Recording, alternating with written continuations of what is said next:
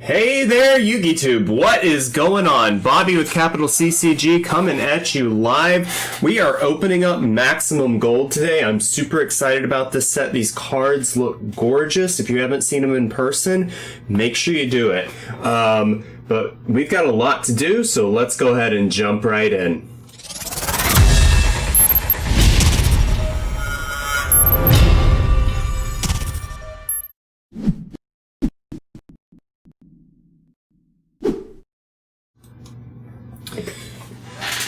Big shout out to TCG Player for sponsoring us. If you want to support the channel without spending any money you wouldn't already be spending, make sure you check out the affiliate link in the description below. And if you want to buy the cards you see me opening today, you can actually do that on TCG as well, and we've got a link to my seller page directly. Alright, so we've got some pretty big packaging for this set, and interesting news, I haven't seen anybody talk about. Konami has actually changed their tape for the US market. Normally it's got really large Konami across the tape, and now they've switched to these little ones, which I've seen in the past. I think this is actually old tape, but they've switched back to it. But make sure you're always looking for those security features. That's how you know that you are getting genuine Konami product. So let's go ahead and jump in here and take a look at these display packages.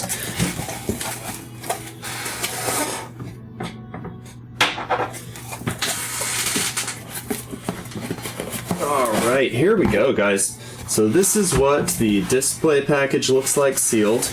Again, if you're buying sealed product, always look for the security features. They've got this Konami shrink wrap on here. Perfect example of it. And this is actually really cool packaging. The big thing that I don't like about this is just how much air is in here. There's hardly any packs for this much packaging. But this is a premium product. It's expected. They want it to look good on a shelf. And it's got a pretty expensive price tag on it, so a lot of what you're paying for, honestly, is probably the packaging, as well as that new printing method that they're using for these golds.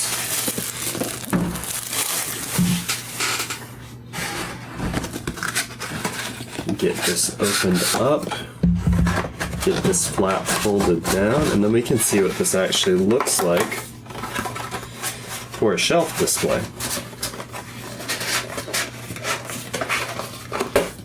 Alright, there we go. So this is what you're going to see if you go into your card store, maybe a little less glare.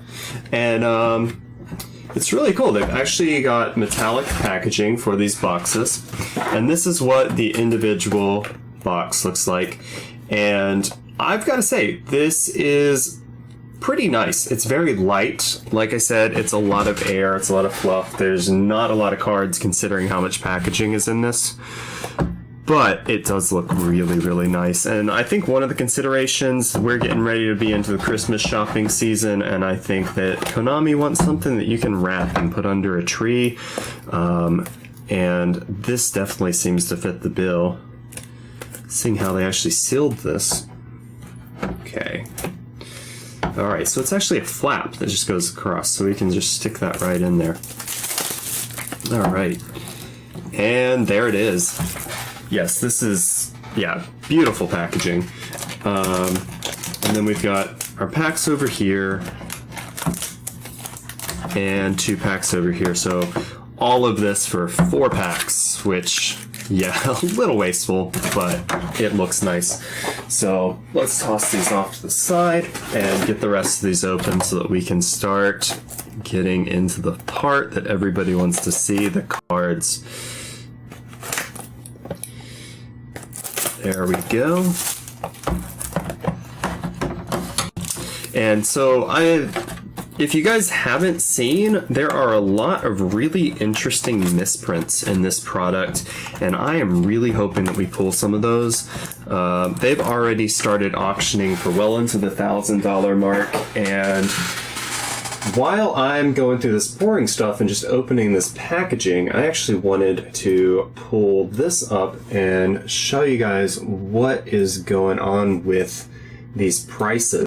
So we're looking here. We've actually seen a dramatic price decrease on these cards just in one day. So going from pre-sales to the very first day of official launch on these products, we have seen Eldritch the Golden Lord drop from over $25 down to $15. We've seen Infinite Impermanence drop from practically $30 to $22. Let's actually refresh this, because last time I looked at this, the prices had actually dropped from one load to another, so they may have changed yet again. Oh, well, that's not what we're supposed to be doing. Let's get this drop down and maximum gold. There we go. Now we're on the product page again. Alright, so once we get these prices loaded, we'll see what they've done. And yep, we are continuing to see these prices drop. They are free falling right now. Eldritch Golden Lord is now $14.95. It was $16 just about an hour ago. Infinite Impermanence is now $21.21. Seeing it actually dip under the market price, and it was $23 about an hour ago.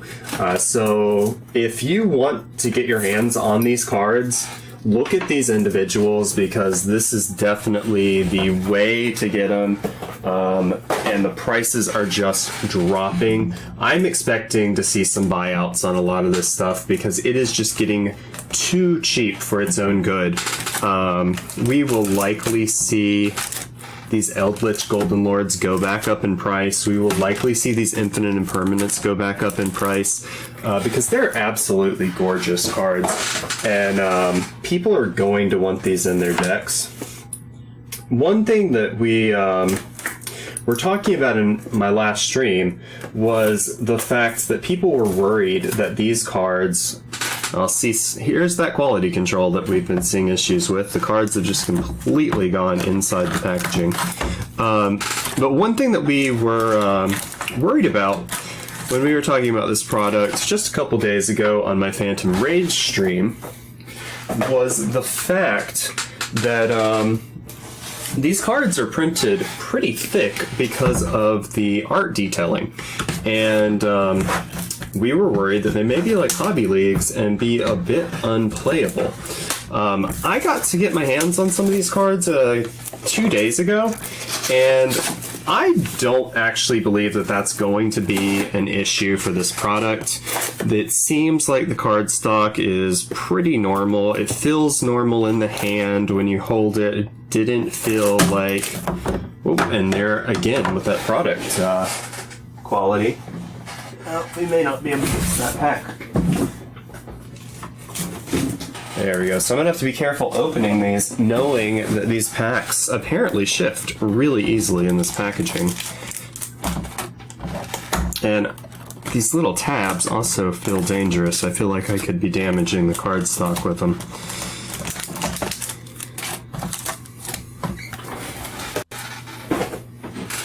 But yes, I want to reassure people, I don't think that the lack of confidence in the playability of these products is founded. I think that these products are going to be completely tournament legal, and I really wouldn't worry about it. And also, if you're looking at those prices over on the screen, it's actually hidden by my stream. So let's go ahead and hide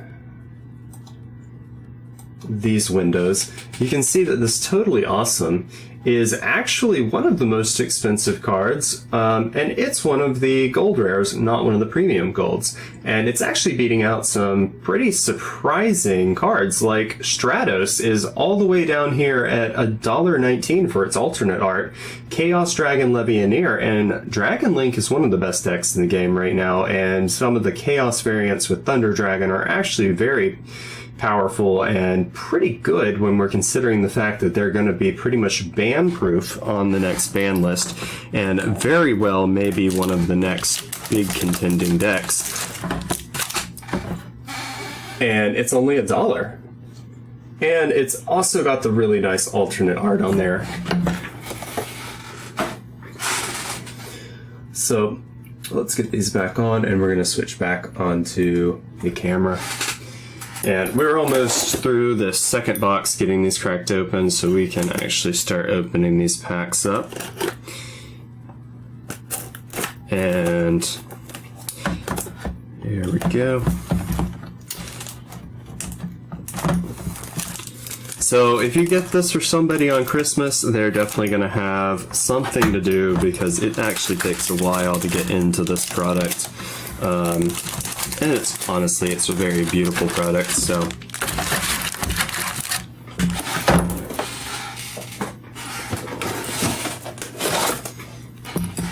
I may need to leave one of these unopened to put on display, actually. They look so nice.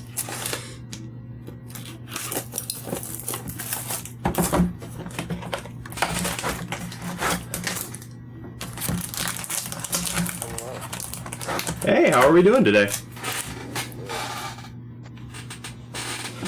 Start? Yeah, it just started. We haven't actually even opened any packs. We've been looking at this packaging. It takes about 10 minutes just to get into one of these things, because there is so much packaging involved for 4 packs of cards. And I was also talking about the fact that on the stream the other day, we were talking about some fears that these cards may not be tournament legal because people were thinking that they're too thick. I got my hands on these the other day, and I've got to say I'm not worried about it anymore. I was before. We've also got some chat going on. Poo Poo Man is yet again alive. Thank you for being here, man. Poo Man, join the chat. Join the Discord voice chat. Yeah, man, you really should hop on Discord. You're in every single one of the videos. Hey, Poo Poo, can you hear me? Let's see, and printer and Mac. Yeah, the printer in this set has completely died. If you have not seen these misprints, you really need to Google it. I'm going to actually pull some of this up right now. Your audio is actually pretty low. I'm not sure if they can hear you, because I'm having trouble hearing you. Can you hear me now? I think you're probably pretty good. I can't speak for chat, though. Chat, tell me. Yeah. I never thought I'd see the day when Phantasme would be $1. Honestly, I'm not surprised about Phantasme after the super rare printing, but it's still, the fact that it's $1 is just crazy low. Let's go ahead and see if we can pull up some of these gold misprints. Maximum. Man, it sucks that Eldritch is 15, but I'm glad that the originals are sitting pretty at 60. Yeah. Because I still have my 3 secret rares. Because I kept them. This set is going to rebound. Yeah. Okay, this is gold coin misprints. That is not what we're looking for. Next. You're talking about the ones that are worth like $2,000 right now? Yeah, some of them are literally going for $2,000, and they are crazy, crazy misprints. Let's see. I'm not seeing any online, actually. I'm sure these are going to be easier to find in Google searches in a couple days, however. Yeah, probably. But, yeah, no, if you haven't seen them yet, they're popping up on Discords. John with House of Champs made a video about it. He's got some pictures that people sent to him, and they are absolutely insane looking. So definitely check that out. House of Champs has always been a friend of the channel, so make sure you go and check out his video on those misprints if you're interested.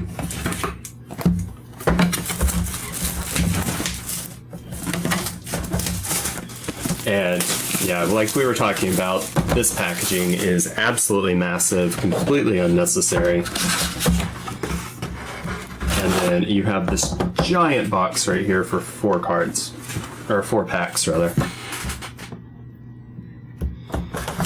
But I think before we crack into this entire box, we're going to start opening these packs because this is taking a while. And I want to see what cards we got.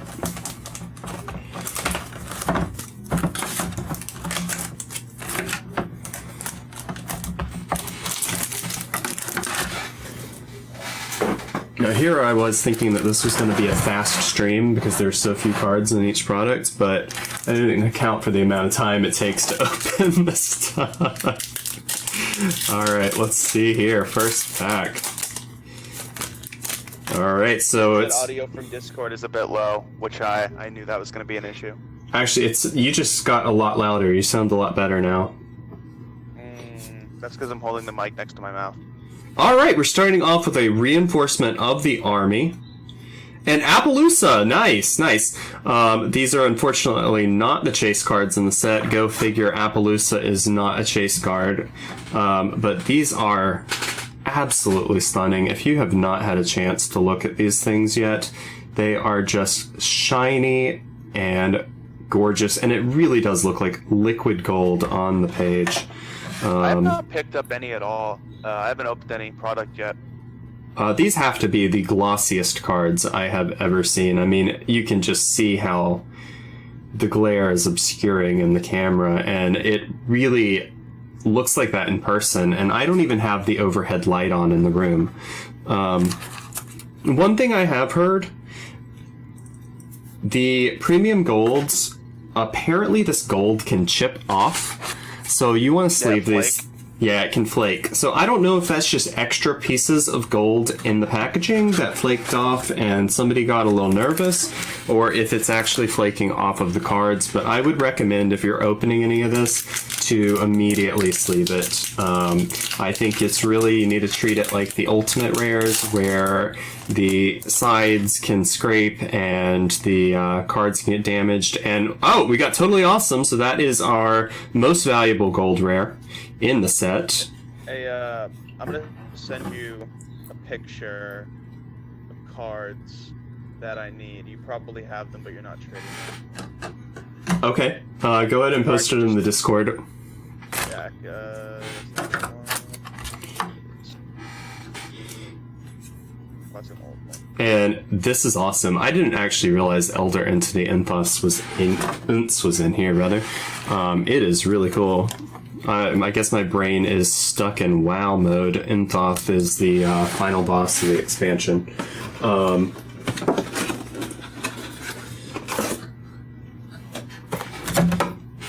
But these are gorgeous, and getting that Altar Art Cherry Blossoms is really cool. Or Winter Cherries, rather.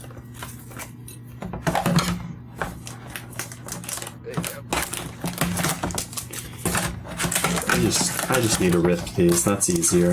I'm wasting my time.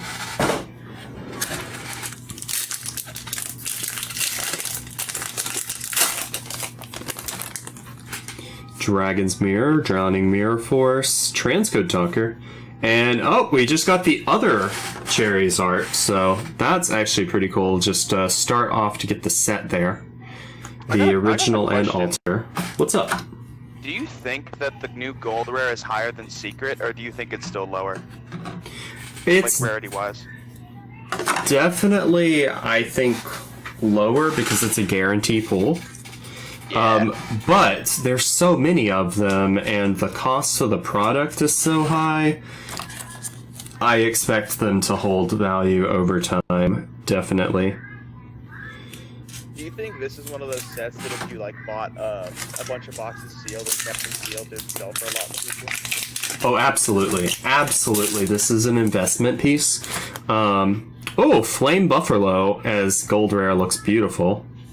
And here's that quality control. They're not grouped together in the same order, pack to pack. So some of them are like right next to each other, and some of them are like some of them aren't. Like the second from the back, and one's in the middle. Yep. And Nurse Dragon Maid is one of the more expensive cards in the set, and but it's only sitting at $2 now because we have just seen the prices on these cards tank. Well, I think a large part of the thing is that vendors have historically seen gold as a good investment because, like you said, you buy those boxes and they go up over time. And this is not going to have the qualms of people saying, oh my god, these are ugly, I don't like gold rares. Oh, and we got the Ghost Bell Haunted Mansion. We're getting all the Ghost Sisters, and Dryden looks amazing in this rarity. Look at that. Oh, that is beautiful. Lightning Storm in this set. They did or didn't? I didn't think they did. Imagine if they did. Oh, that would have been crazy. No, I don't think Lightning Storm's getting a reprint anytime soon. Yet Eldritch did. Well, but Eldritch needed a reprint, and let's be completely honest with ourselves. I know the people that went out and spent $160 aren't happy that their card is now dropped to next to nothing in comparison. Yeah, which is I picked up my a third. I picked up my playset for probably $270, and about 60 of that was cash, and the rest was trade. Yeah, I mean, I know people aren't happy about seeing their investments drop in price, but that's how the card game goes. You buy trading card games, eventually the price is going to drop when you get reprints, and that's just... There's hardly any exceptions to that. Eventually a card... Oh, and Solemn Judgment.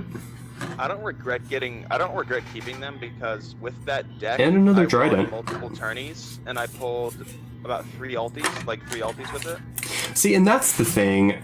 When people always say, oh my god, like, the pro players have such good cards and they can afford the best, but the thing is, those players invest in those cards and then they actually take the time, go to tournaments, and then they win prize support that pays for the cards all over again, and then they win the new cards, so they don't have to spend as much as people think they do to get all these ultis. And oh my god, we just got Kagari and Infinite Impermanence.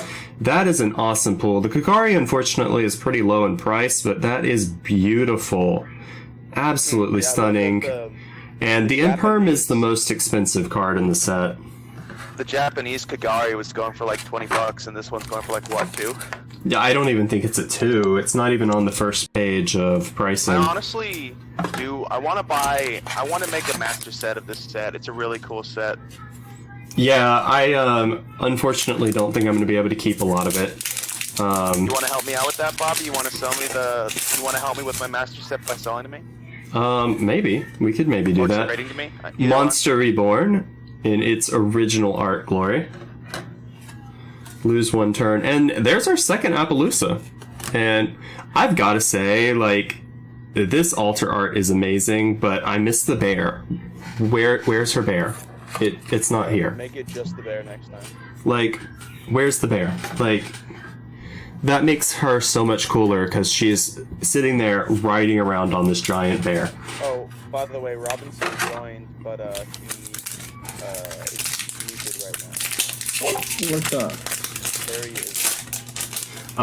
To answer Poo Poo, yes.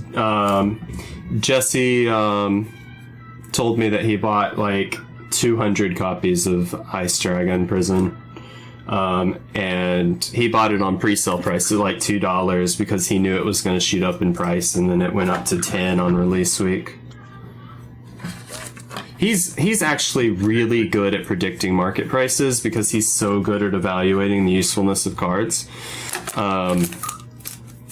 Hey, Robert.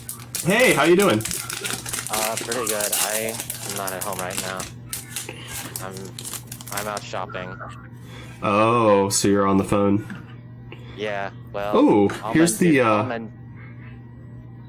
Cyber Dragon Infinity. Oh, wow. What were you saying? All men do is drive women around and carry their shopping bags. I mean, I don't know if that's true or not, but okay. Well, my friend is... The joys of being a gay man. I'm not expected to do that.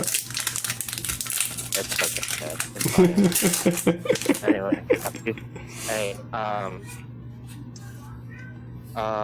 did you get anything? We just recently started opening. I've gotten an Infinite Impermanence, which is pretty nice. We've gotten a bunch of the Ghost Sisters. Just got my. When do you think the prizes will be posted on You're kind of cutting out, man. When do I think what's happening? prizes? When are you the cards on if you're selling since you're selling? I think he's asking when do you think you're going to post the prices for the cards that you... I'm going to try and do it today because these prices are absolutely plummeting, and we just got a Phantom Knight of Rusty Bardiche, and that is absolutely stunning. These cards look beautiful. Alright, I'll see you guys later. Alright, man. I was going to make a stupid joke.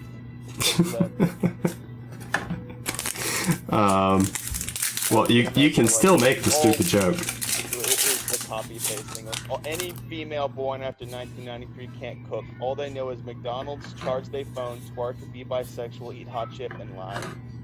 Oh, that's terrible, dude. Like, oh, we just got Kitchen Dragon Maid and Herald of the Arclight. My boy Harold. I had actually before today only touched these in a sleeve, but it's really interesting how they foiled this. The cards are not only glossy, they're slick. It's almost like holding a piece of plastic as opposed to a piece of paper. It has a completely different feel, tactile feel to normal cards. I really hope they don't hit Herald of the Arclight. This reprint kind of scares me though, because usually they reprint something and hit it. Yeah, Harold's gotten several reprints though, and it's really a useful card. I'm not sure that it's going to get hit, because I don't think that it's the primary problem. I think it's just one piece of a puzzle. Lindcroft enabled it. Yeah, well... No one played Herald of the Arclight before Lindcroft was a thing. You only played that initial event and dump it to search. That's it. Right, and that's kind of the thing, like, oh, we just got the Boral Sword, and that is really cool altar art. I haven't seen it up close. I don't know if you guys can see this very clearly, but that is if you're down, stunning. I'd be willing to buy or trade to get a playset of everything off of you. Alright, cool. You're opening so much, and I want to help you out because yeah. And plus you're local, so I can just meet up with you and do that. Yeah, that would be cool. When I'm sorting through, you just want a single copy of everything? I want a playset of everything if possible, like a master set, you know? Okay, considering the fact that this is an almost 200 card set, I think it's 171, and I only got 4 cases, I don't think I'm gonna get a playset, but I'll see what I can do for you. Yeah. Alright. If you can help me out with that, that'd be cool. Yeah, I'll see what I can do for you, man. Like, I'll buy my amount. Do you think you can fit all of it in one binder, or would you need 2? Oh, I've put entire, Megaton sets in a binder. Yeah, I think you can fit it in a binder, but soon it'd be a big one. 28.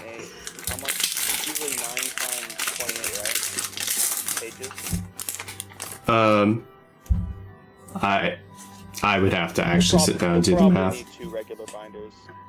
Let me Actually, here we go. So this is Tour Guide of the Underworld. This is the original artwork, and it looks absolutely stunning with the gold outline right in front of that bust. It actually really looks like those lights are shining behind her. And we got the Phantasme, which I don't know which art I like better, but this is really cool. So let's get these sleeved up and keep on going. What's up? I didn't tell you, but I have a binder that I'm creating that's full of every single zombie. That's why I sent you that Discord link, the picture. I'm trying to get a single copy of every single zombie card, max rarity. Well, yeah, you've been doing that for a long time. You know that picture that I sent you? I'm only missing those. I'm only missing 20 cards, and then I have every single one. I didn't see that. Did you direct message it? Yeah, I sent you on Discord. I went to Okay. I went on PC Player when they were doing the 8%, like, you know what they do, the like 8% cashback thing? Yeah. I did it then. I spent like $200. Oh, nice. And, Got $16 back. Yeah, $16 back, and I'm almost done. Make sure you're using my affiliate code. I forgot about that. I really. Oh, all right. Tour guide is mommy. Farfa. Tour guide is mommy. I gotta say though, the Appaloosa is waifu AF. This new printing. Rusty, and there's the polymerization. And 40 pages. So let's see. actually a little 40, dent in the foil on this. Yeah. It's gonna take 2 binders to carry it all. If you do the master set. I was gonna say, I think they should have just reprinted Appaloosa as the bear. Right? But it's the bow of the goddess. It's just the bow. But they could have, yeah, they literally could have just printed the bow. But honestly, the bear makes her so much cooler. That whole, like, sitting in a puddle of water trying to look sexy, just, I mean, the artwork's cool, but it just doesn't remind me of Appaloosa. And, okay, that's just weird. Oh my god. Okay, so quality control. Every pack I think I have ever opened opens this direction. I picked this one up and was like, there's no flap. And it is folded to the opposite way. Like, they ironed it to the opposite way. Like, I've never seen that before. They really must have rushed this set, because the quality control issues are just kind of rampant. Constellar, there we go. One of the really cool misprints was actually on Constellar. Here's Appaloosa again. So that's our playset on Appaloosa, I think. That might actually be 4, which is really making me think that clumping is a thing in this set.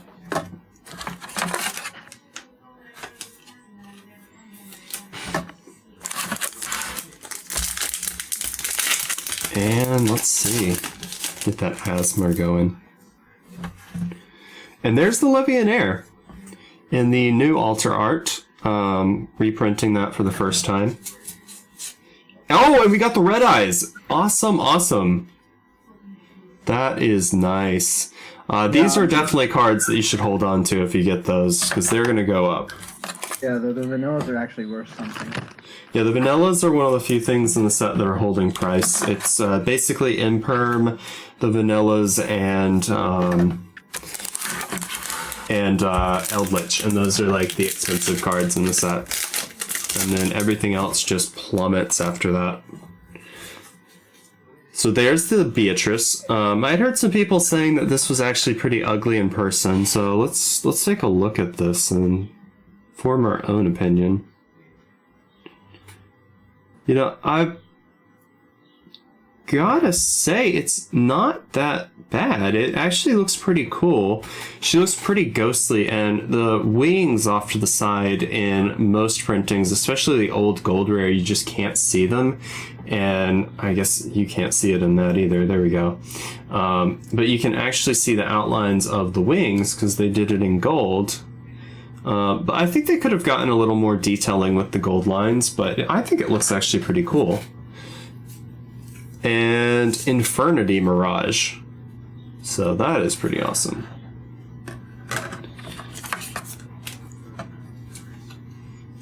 I feel like I need to do something with this light because these cards glare so easily. Let's see if this fixes anything. Out of curiosity, how did the Phantom Rage sales go? Phantom Rage sales went pretty good. I sold basically every thing in a day in terms of ultras and secrets. And I actually paid for the entirety of Maximum Gold with secrets and starlights. Or not secrets and starlights, with Starlights and Ghost Rares. I just traded them in and got this. And oh, we just got the Dark Magician. Very nice. We need to get this thing misprinted though. And we also got the Parlor Dragon Maid, which looks pretty nice in the outlines. Wonder how much the supers dropped. How much what? Wonder how much the super has dropped since it got announced. People were buying it out because they didn't think it was going to be something. With buying what out? Parlor. Oh, it's probably gone down. I haven't looked at it. It's still at $6. That's so dumb. There's that Chaos Dragon Legionnaire and Kagari.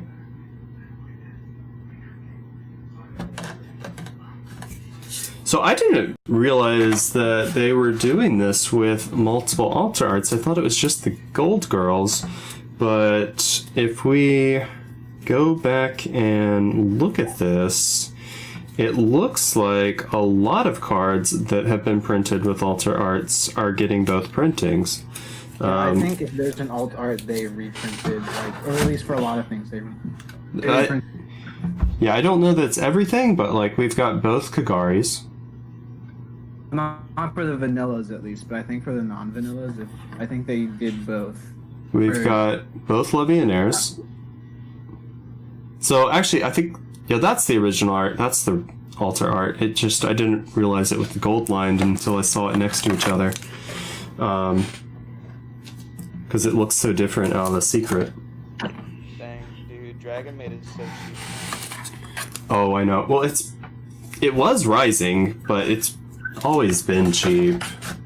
Yeah. No, not really. The nurse in the kitchen were like 40 to 50 bucks more. Well, okay, you had to spend money on 2 cards for the entire deck. That's still a budget deck. But they were placed, like, each one was 50, and you had to have 3. Oh, we just got our first Eldritch Golden Lord. And we got another Constellos. Oh my god, these people are so stupid.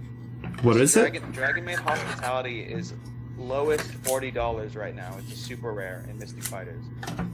Yeah, that's not gonna hold, because this is so much No one's gonna buy cooler. for that much. If you buy for that much, you're an idiot. Well, here's the thing, though. I would still call that the highest rarity just because it was so short printed.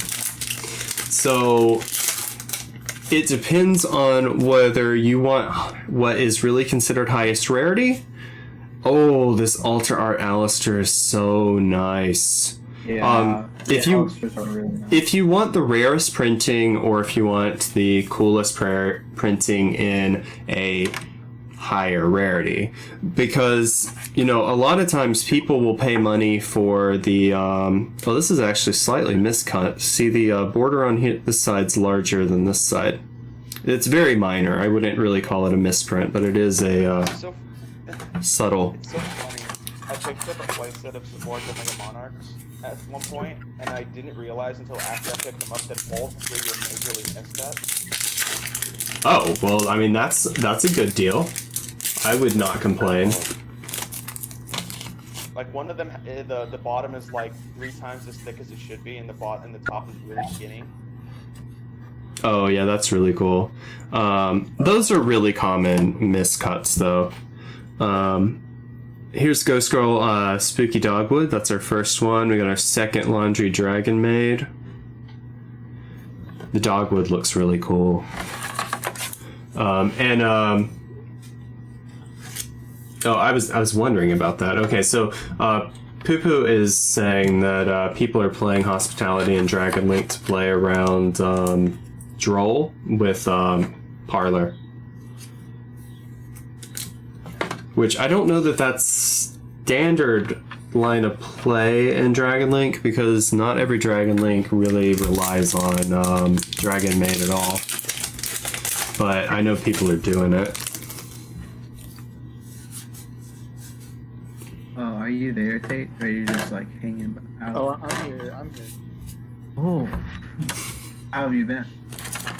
Terrible. This sucks. Balls. Yeah, I feel you there. Sorry. Semester's almost over. I think that we can live with that word. Yeah, I know, like, I just got here, and the first thing it says is suck balls. Downhill from here. People have said worse, unfortunately. Starter? I don't know. There's that Stratos. I had seen pictures of this and actually thought the altar art was pretty ugly, but that's pretty cool looking in person. Yeah, it is. It looks like, I don't know, he kind of looks like the freaking, he looks like the Oviraptor meme. Like, it's just all I can see when I was there. We also got Dark Rebellion Xyz.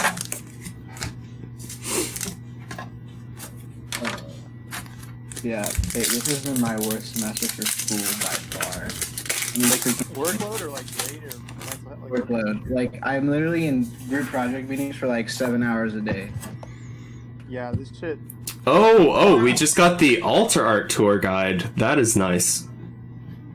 Yeah, so I guess they are doing altar arts for everything that has an altar art printing, because I really thought it was only the Ghost Girls. So now I'm curious as to whether they half printed everything that got double prints like they did with the Ghost Sisters, or if they only half printed the Ghost Sisters.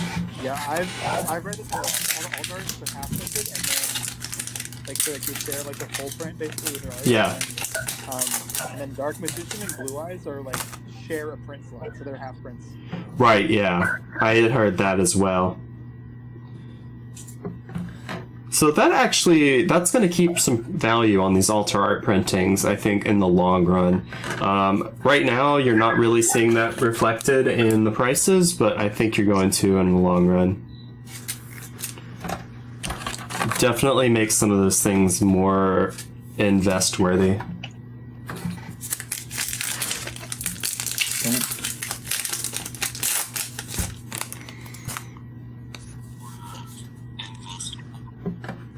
If somebody's talking, you are completely just like staticked out. I think that was background noise from someone. Okay. We're definitely seeing a lot of these Appaloosas. I think we're definitely seeing that clumping is a thing, because that is, I think, our 5th or 6th. This is Apple. What is it? How much? Yeah. It's stupidly cheap. It's like $2 now, or $5. It's I like, just got one for $5 like earlier today. yeah, it's like 5, and every single time I refresh this page, the prices have dropped. Full sword is like $3. I got one of those too. Let's go back in here and do a refresh. It's my first ever Boral sword. It's crazy. Yeah, Nibiru's $7. A lot of stuff from Maxim because I like the look. I have most of the cards already, but like, wow, those imperms look nice. Yeah, it looks like we haven't seen any real changes since I refreshed it at the beginning of the stream. But yeah, I mean, we're looking at $419 is the lowest listing on Appaloosa. $441 is the lowest on the Red Eyes Black Dragon. Dragon Maid's holding a little bit of value with $265. Totally awesome. Looks like it's actually just got undercut because it wasn't quite this low at the beginning of the stream. It's at $1.25 now. Dude, somebody bought out like 300 totally items like a couple days ago. Yeah, it was. Oh like, no. At like $9 per copy. The OG print? No, like this print, like the print in this box, it was $9 a couple days ago. Ow. So Like, they it's not even a premium gold. It's no, just, but it's one of the more powerful cards in the set. Yeah. Drident, Dragon Maid. I think that's our 3rd or 4th Drident. I think the draft will go up. The Drident. Yeah, I think Zoo is such a just classic archetype. Drident is a like format defining card, and as people want to play old formats, they'll buy these cards up. It'll go up. Boral Sword Dragon, rather, and there's the Super Poly, and that is nice.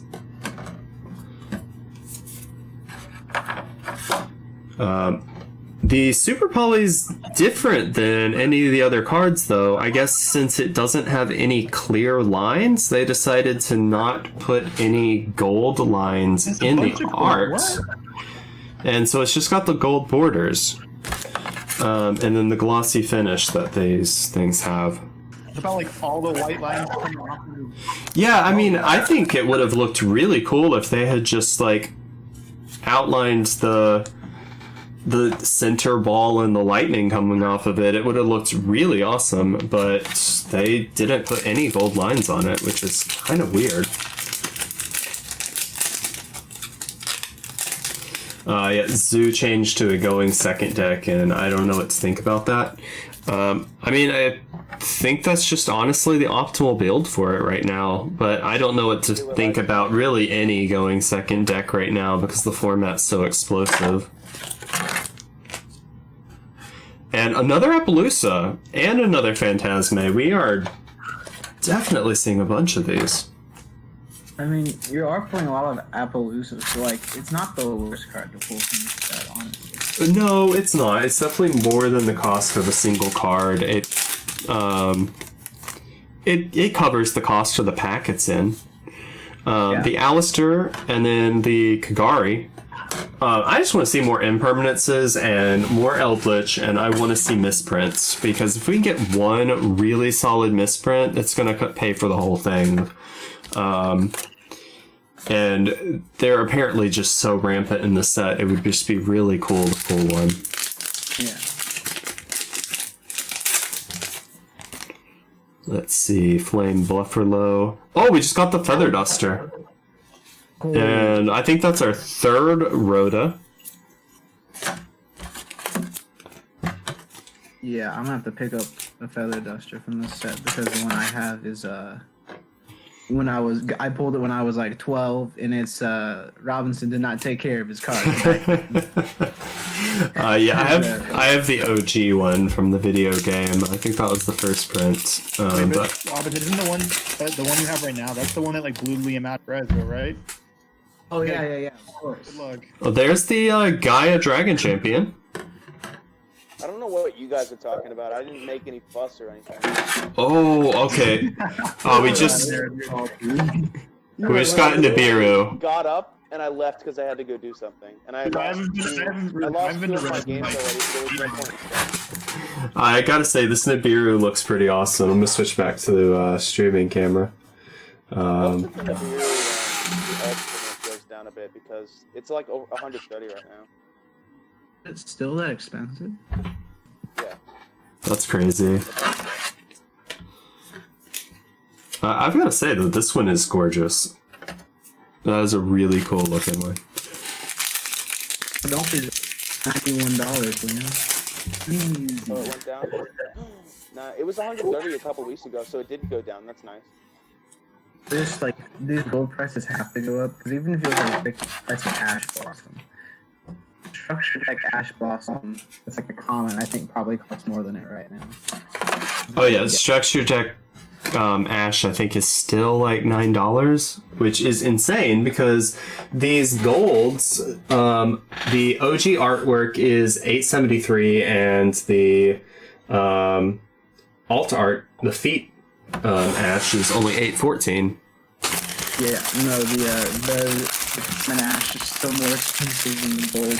Which is insane. The common's gonna have to drop, or these are gonna have to rise, because that's not gonna maintain I itself. think it's gonna be these, right? The commons haven't, like... They haven't budged. They haven't budged since they were printed, which is insane. The ultimate super polys have gone down a bit too. They used to be... Oh, we just got another Eldritch! They were 70 like a week ago, and now they're like 63. What card is that? I got excited about my Golden Lord. Super poly. Ulti. Oh, yeah. It's a golden lord. I picked up my playset of Ulti Super Polys. I try to pick up multis every single time I buy anything on TCG Player. We just got a Feet Blossom. Ah. Yeah, I think it'll rise, just in general. But how do you feel about the tournament playability of these? Like, is the card stock, like, can you really, like, tell the difference outside of, like, the feel of the surface? So I think, honestly, like, in these penny sleeves, I can feel the ridges, but the back is completely smooth. It doesn't feel marked to me. I felt them in, like, regular Ultra Pro cases, and they felt entirely normal. I've got to say they do feel a little sturdier. But after I felt it in an Ultra Pro like 2 days ago, I felt completely fine with it in a tournament.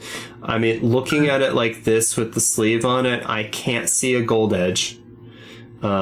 Even if I slide it to the tip, like, I can't see a gold edge. So if this was stacked in a deck at this angle, I wouldn't feel like it would be considered marked because of the gold. And I think if you're playing with a heavier sleeve like a Dragon Shield, there's no way you're going to notice the difference. Yeah. I mean, I play a Dragon Shield, so, like, I don't think it should be a problem. I think that they are going to... I think they're a little heavier than a standard card, and so when you if you shuffle, it's probably going to end up closer to the bottom. But I don't think that that's really enough to consider them marked.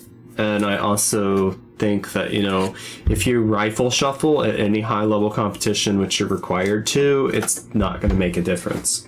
So I'm not nearly as worried about it as I was a few days ago. That's good. They are thicker though. Just so you know, they are thicker. So I mean, as long as it's not Hobby League thick. they're close. I'm not gonna lie, they're close. But I don't think they're quite that heavy. Because those just feel like you've got a piece of cardboard in your hand. Also, they feel heavier in the hand, I think, than they do in a sleeve, just because the gloss makes it feel like it's plastic. Yeah. I mean, you can see the gloss on the text when I move it in the camera. That gloss is on both the picture, the levels, the attribute, and the text, and it's really got a plasticky feel as opposed to a papery feel, so it doesn't feel like a standard card, so that makes it feel heavier in the hand, but once you get it in a sleeve it feels like, you know, a normal card. So I just actually have like a part-time job now, so I can afford to buy Yu-Gi-Oh cards again. yay. I mean, it's not like I don't get paid for 2 games. I don't get paid a lot, but it's just spending money for me essentially. Right. God, I need spending money again. I miss that. Yeah. I am probably going to be starting a second degree in next semester. You taking out loans for it, or are you? So I'm actually, because of the pandemic effect on me, I'm actually able to go through Workforce Solutions, the program here in Texas to help people find jobs, and they're going to pay for an associate's degree. Nice. So I'm going to get a second degree, and then shouldn't really have to pay for anything, and then I can probably transfer that into a 4-year degree and probably finish it in a year because I already have, you know, prerequisites from the first degree. So Yeah. I can probably get a 4-year in about 2 years. That's nice. But yeah, I'm gonna try and do game development. I'm gonna do like 3D models, in-game artwork, programming, stuff like that. That's nice. I mean, yeah. I do business and programming. It's a whole. It's very weird because I'm a business major, but my major is very unlike most other business majors. How so?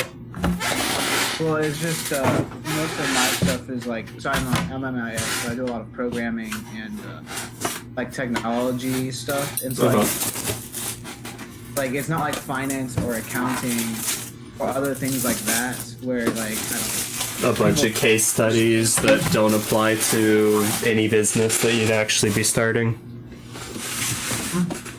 yeah, like it's like most of what I do is I like map out IT processes, like for example, like from everything from learning how to create your own website to like managing companies' IT infrastructure and stuff like that. So it's very interesting to me.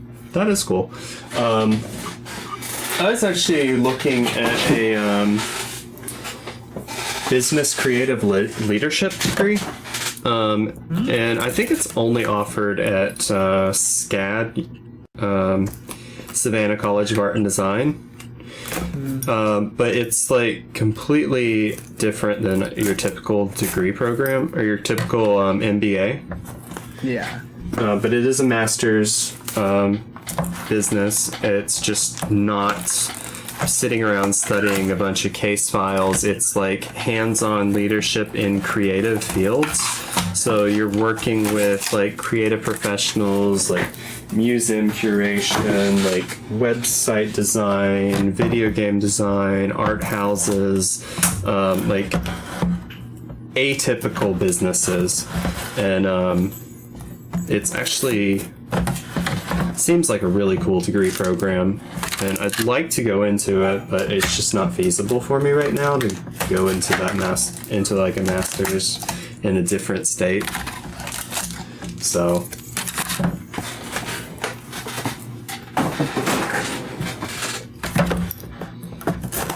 and for those of you that are just joining, we're opening up this packaging, and it is massive. It is absolutely huge. It only has 4 boxes, or 4 case sleeves in it. Packs, that's the word I'm looking for. It only has 4 packs in it. And it's got all of this cardboard. I think what Konami was really going for with this as a premium product was having something for kids to open up on Christmas Day, something that you could actually put some gift wrap and a bow around. I really think that was their intent, because it's huge and unnecessary, but it's gorgeous. The packaging is so nice that I almost can't be mad about how many trees they killed.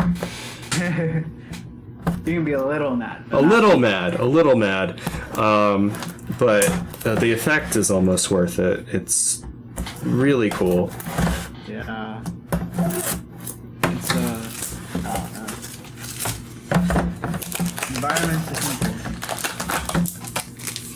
Not as important as Yu-Gi-Oh cards. There is only.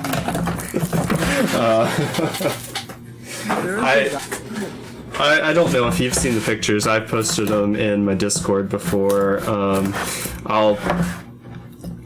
I put a trash bag next to me when I'm opening packs, and I've got this entire trash bag, and it's just completely full of nothing but open packs. And it's just so wasteful because you can't even recycle them. Did you see? There was like a guy from Morrow, and he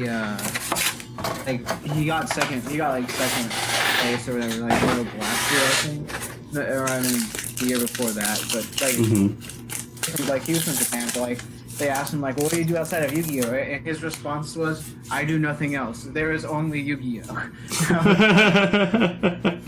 I was like, okay, man, like maybe Okay. time. You know, maybe get some sunlight sometime. Wait, Premium Gold 2019 wasn't a thing. Yeah, there is no. There is no Premium Gold 2019. Premium Gold was released a few years back. It's like 2016 or something. I think so. I'm looking it up right now. premium gold. It was 2014. Yeah, it was a while ago. But then they also had premium gold, infinite gold. They had a couple premium golds. I think they had 3, right? Premium gold. All right, we've got the Yu-Gi-Oh fandom up. Let's switch over here. So this was the first premium gold, the green box. And this one was released in 2014. Oh, and before that, they had Gold Series. And I think that was 2013. And then Return of the Bling, I think was 15? Yeah, Premium Gold, Return of the Bling. So this was the second Premium Gold, 2015. And then Infinite Gold, I think, was the last one in 2016. So let's see. Yeah, so the red box, that was Infinite Gold, 2016 March. And then Maximum Gold is what we've got right now in 2020. Yeah. And that's what we're opening. So, yeah, so they took a big hiatus there, 4 years. Is Goso the Pass also going to have the gold? I know they have the 5 days. Are they having the gold in that as well? I can look it up real quick. What do you mean? I'm confused by your question. Coming out like early next year. That one also has... Oh, we got the blue eyes! That is so cool. That is worthy of being ripped in half and thrown in the ocean. Wait, did we only... We got 2 golds in that. Where's the other one? I just got so excited I forgot there was a second one in the back. We got the Rusty Bardiche. I really like that blue eyes. That is straight up nostalgia bait. Yeah. I think it's funny that Bardiche is back at 1 and it's like not an issue. Like, had anybody told me that it wouldn't be an issue before they unbanned it, I would like not believe them at all. Like, I would say that's impossible. I don't think that it's necessarily not an issue. I think it's just that the other issues are so much bigger issues. Dragoon, you summon big dragon. It kind of dwarfs it as a problem, but I think Needle Fiber goes finally, dude. Like, then you're gonna be like, what was I talking about? This not being a problem. This is such a big problem. Like, I just think, like, Anaconda, like, Dragoon, Needle Fiber, like, I don't know. Dragoon's not a huge issue in competitive play right now, but I just think Dragoon's such, like, a, like, dumb card in general. Like, that card should have just never been printed. It's a dumb card. I mean, you're taking a huge consistency trade-off to run it, though. So, I've never really considered it a big problem, just because, 3 bricks is not good. Just plain and simple. 3 bricks is not good, and, there's no really consistent 60 card build that can run it right now, and it's not worth turning a consistent 40 card deck into a slightly less consistent 60 card deck so that you don't take the large consistency hit of running it in a 40 card. So it's just, I don't think it's a massive issue in the game right now, personally. It's not an issue. I mean, I'm just salty about it because I want to play Thunder Patrol, and as soon as someone's Dragoon against me, I literally just pick up my cards. Well, I think, honestly, though, Dragoon against a lot of decks is just pick up your cards. Most decks don't have a real consistent way to get past it once it's on the board. You have to try and get around it before. Ooh, there's gonna be Rogue. There's the House Dragon made. That is nice. Yeah, they could be rogue because you can bounce Dragoon. That would be so fun. I mean, building... Oh, I just realized this ash is actually pretty off-cut. Look at the difference on the 2 borders. That one is, like, really thin, and that one's, like, twice as thick. That's actually a pretty cool miscut. I'm gonna set her off to the side. And its feet. You know people are gonna want feet. Oh, they see the feet. They see the feet and the miscut. Oh, they're drooling.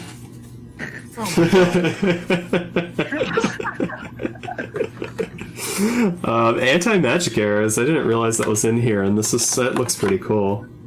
This is our first one. They said of anti-magic arrows. I just have never been able to get every time somebody has a playset for sale, I just it always doesn't happen. Buy them now. They're really cheap, I'm sure, because they're not even on the first page, and I think $1 to get a full playset. So. Yeah, they're nothing. Get them now. No, I'll get them now. That's the thing. I'll get them now that they're cheap. But before this reprint, I'd always been trying to get them, but they're not as good as I thought they were, though.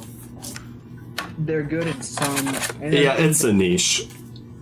It's a niche. I remember reading it originally and thinking it was crazy, and then reading it again, I was like, oh, that's why nobody's actually doing it. Let me actually read it for anybody that doesn't know. At the start of the battle phase for the next, at the start of the battle phase, for the rest of the turn after this card resolves, neither player can activate spell, trap cards, or their effects. Neither player can activate cards or effects in response to this card's activation. So, I mean, it's pretty good, honestly, if you want to just straight up stop magic, or spells, but there's really not any amazing spell decks in the game right now. It wasn't considered impactful enough to run against even Striker back in Striker era. So I mean, the issue is it locks yourself out too. So it locks you out too, which is a huge hit. But I mean, there are decks. There are decks that don't need to run spell cards, but not a lot. Well, it's spell and traps. So that's the significance. So right now, it's not good. I have no confusion about that. But I didn't even realize it was traps as well. Yeah, that's actually. I mean, that damages basically every deck. And this is actually a misprint as well. It's really, really minor. I know you can't see it on the camera, but there's a sliver of foil right here, just off to the side. I'm gonna set that off to the side with the ash. We're starting to see some misprints. Maybe that means we'll get a really big one before the day's over. Yeah. I mean, so with anti-magic arrows, if the format is so low, let's say they ban all the combo and you have a lot of set 4 pass decks, anti-magic arrows becomes a lot better if your deck can make something like Zero Boros and banish all their spell and trap cards. Real quick, we just got the Droll and Lockbird. This is the first one we've pulled, and I've got to say the artwork is amazing on this card. Absolutely cool. And the Forbidden Chalice as well. This is our first one that we've drawn, and it looks pretty nice. The Forbidden Chalice I wouldn't say is all that special. It looks nice, but I wouldn't call it all that special. I don't see it until I set it over here, but this one's got the exact same thing. It's got that slight foil offset. Does this one have it? Not quite. Does this one? No, unfortunately, our Droll is not misprinted. But yeah, the Droll looks really good. Hey, guess what deck I picked up? What deck did you pick up from? Mutants. It's so bad.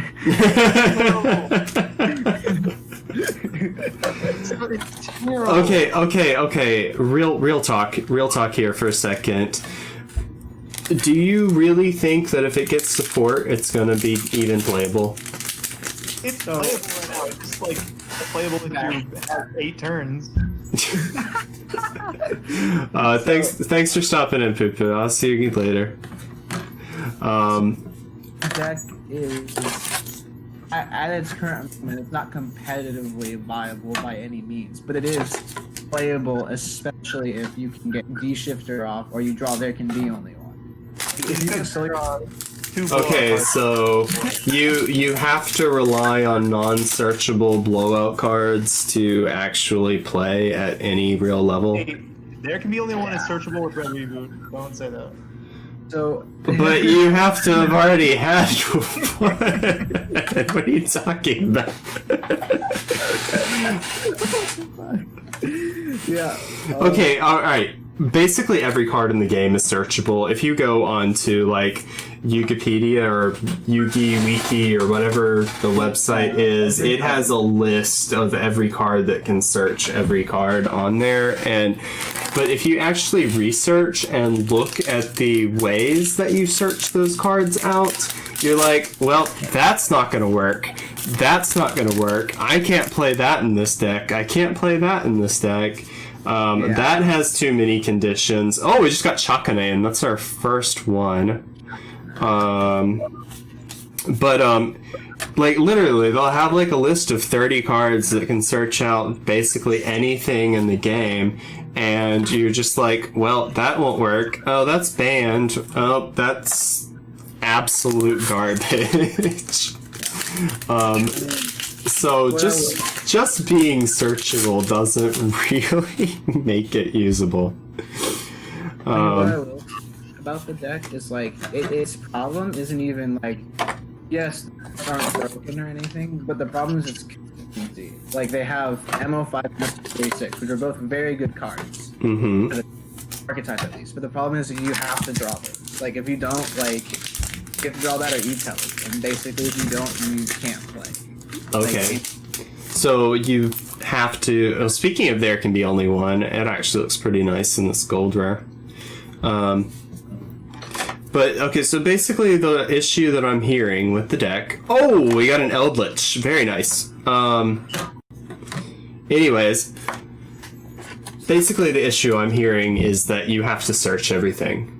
Or you can't search anything, and you need to hard draw everything, which makes it very inconsistent and hard to play. Once the engine is set up, you're golden. The problem is just getting to one of your 6 or 7 starters. Which expansion, the trap card, summons MO5 and SC46 deck. The problem is it's a trap card. So like you would set it on your turn and activate it on your opponent's turn, and then the following turn you can play. So, Okay. Okay, so... Yeah. Okay, so, 7 starters, though, isn't terrible. I mean, you look at some really good decks in their 7 starters. Like, you look at, Invocation as a 7-starter deck. But you usually...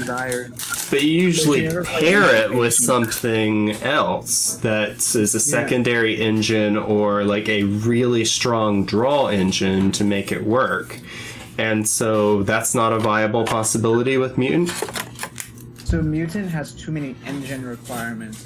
To play the deck where it does anything impactful, you have to play too many engines. What about... The best monsters like have to be in the deck to summon too.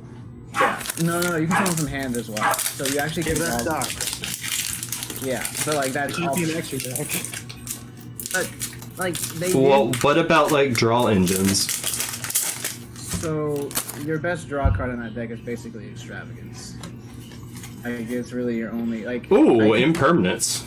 Very You nice. could play that disparity, or pot of disparity. That'd be good. Disparity for consistency. That is something you can do. Actually. Disparity actually is way better. Like the 6 dig is kind of crazy. Like Extravagance is like a blind +2, and a lot of times you just draw like garbage. So Yeah, honestly. the card specifically is so good. But when is that new one coming out? That's in Vortex. Okay, so is After? Vortex January or is it I February? think it's the beginning of February. Okay. Yeah, so that's not too far off, and we'll likely see another mutant card or two in that set as well when we comes to US, or comes to TCG They're gonna rather. make a mutant that does piercing damage. It's gonna be broken. Yeah. hey, piercing damage comes up sometimes. Dude, it It's literally came up. I literally lost to you because of Jaguar's piercing. Okay, I get it. And Jaguar does piercing. Let's go. The funny thing is if you hadn't summoned that monster, I would have been unable to win. I mean, the thing is, though, I mean, Happen. piercing damage is can be an entire strategy. Not only can it just like randomly win you a game. Dinos it can, but it's the pentastag play in Dinos. Well, I mean, look at the heroes play with which one is it that pierces? People built entire decks around just getting the piercer on the field and getting like double attacks on it, and pew pew, you win. Like, Yeah. I mean, I like playing resource decks, like mid-range. I don't like playing OTKs or control or huge combo decks. yeah, I understand that. I like either total control to the point that my opponent just wants to rage quit, or like full on combo where it's just like dominates. Those are my two favorite playstyles. Is what I'm hearing. You like to go, me activate their conveniently one. Well, okay. For instance, when I used to be really big into playing Pokemon, I built a Chansey Blissey deck, and the entire goal of the deck, and it worked. Like, it was extremely consistent. The entire goal of the deck was to simply shuffle my discard back into my deck and not let my Blissey die. And so I would just literally let my opponent play for 55 turns until they decked out, and I would have maybe lost one Pokemon and would still have like a 30 card deck sitting there. And that was the goal of the deck, and it worked. And it wasn't to, actually win in any way other than causing my opponent to slowly deck out one card at a time. That was literally the strategy in Pokemon Go. Like, people would get Blissey's and Chanseys and put them in the gyms, like the public ones, and then you can't beat it because it has like the timer runs out on the before you can like it was so stupid. Well, now Pokemon cards have changed so much. I mean, you could attack through that old school Blissey in a single attack because they've got like the VMAX and everything cards now, and they just attack for insane amounts of damage. But it used to be pretty annoying. People would literally play for like 20 turns and just scoop, and it'd be like, Oh, so what I'm hearing is that you're a Mystic Mind player. yes, that's what I'm saying. No, Mystic Mind, that card, no play. I have misprinted Mystic Mind, actually. One of the reprints in, what was it, a Prismatic? Huh? The Megaton reprint? Yeah, the Megaton reprint. I've got, one of them was misprinted and I kept it, I didn't sell it. Alright, I have another group meeting to go to, but it was a pleasure talking to you. Alright, man, I'll see you later. Alright, we just got the new Ogre and the new Phantasme. I think Thanos Dragon has just died off. Nobody cares about Thanos anymore. Alright, let's see. And Dark Rebellion Xyz and House Dragon Maid, which is surprisingly cool looking in this printing.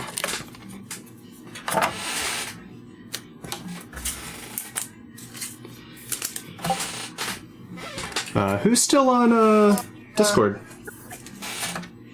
Just me. Who is me? I can't even tell. Did Robinson sleep? Yeah, Robinson just left. He had a Zoom meeting for class. Alright, Constellar and Bardiche. Very nice. So have you gotten to look at any of these cards in person yet? No, I ordered a bunch. Like, I ordered some this morning. I don't know. I haven't like my last like big purchase was I ordered 3 extravagances like when the tins dropped. And I was like finally ready to like have a playset. And so I got dropped some cash. Like it was like $20. I bought like a Boral Sword, Appaloosa, like a bunch of cards I didn't have before, just because I was like, Yeah. because even like some of the old reprints, like the Phantasme and Megaton reprint was like, it was like $4, and I was like, Yeah, it was so cheap. handle on that one. Like, I'll just go. Let's see if we can get to 2. You know? Yeah, And here it is. the Megaton prices just tanked. I think almost everybody that opened those lost money, which is really, really rare because Megatons is usually like the thing everyone always opens and makes all their money back. And the people that made money, I mean, I was talking to them and it was like 10% return. It was barely anything. And the only way that they made money was off of like selling Dragoons. So Yeah, they definitely needed to like the way they made that set was just bad. They should have put Mystic Fighter stuff in it. There was a bunch of good Mystic Fighter stuff. Like boss stage, the generator cards were all like pretty good. Dragon Maid stuff, like that was all like within the reprint window, and they didn't do it. yeah, I mean, well, they kind of screwed over people.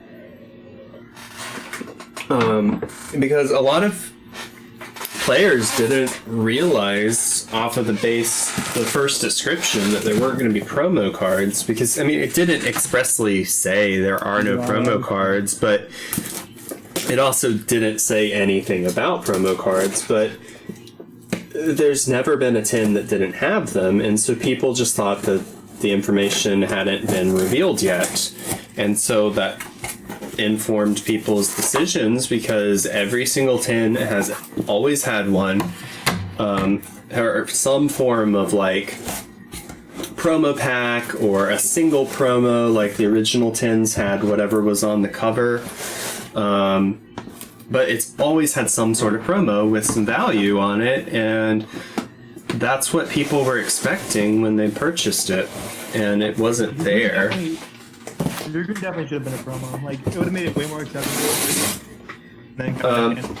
Yeah, I mean, Dragoon... Well, the thing is, though, if Dragoon had been the only promo in the tin, then the value of the tins would be even lower, and that would have hurt vendors even more. But, it just wasn't well designed. Like, the previous year, I think, was the best designed tin they've ever done. And they improved the packaging design slightly, but when you actually talk about the product design, because who really cares about the tin in the long run, it just really wasn't up to snuff with what people expect from... good, like, to make prismatic stuff were terrible.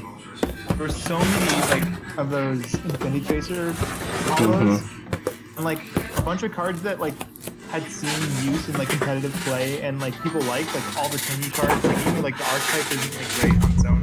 Like, all of the visual cards is, like, have seen play, like, as, like, just, like, a generic summon sort of thing, like, the Adhara and the Emancipator and, like, Visuda and, like, a lot of dark decks. And then they were just like, okay, common. Like, dude, everybody wanted at least like a hollow for this card. It just like sucks. Yeah, I feel like with the 2019 tin, they did such an amazing job. Like, every card that got a lower print needed a lower print to drop the price.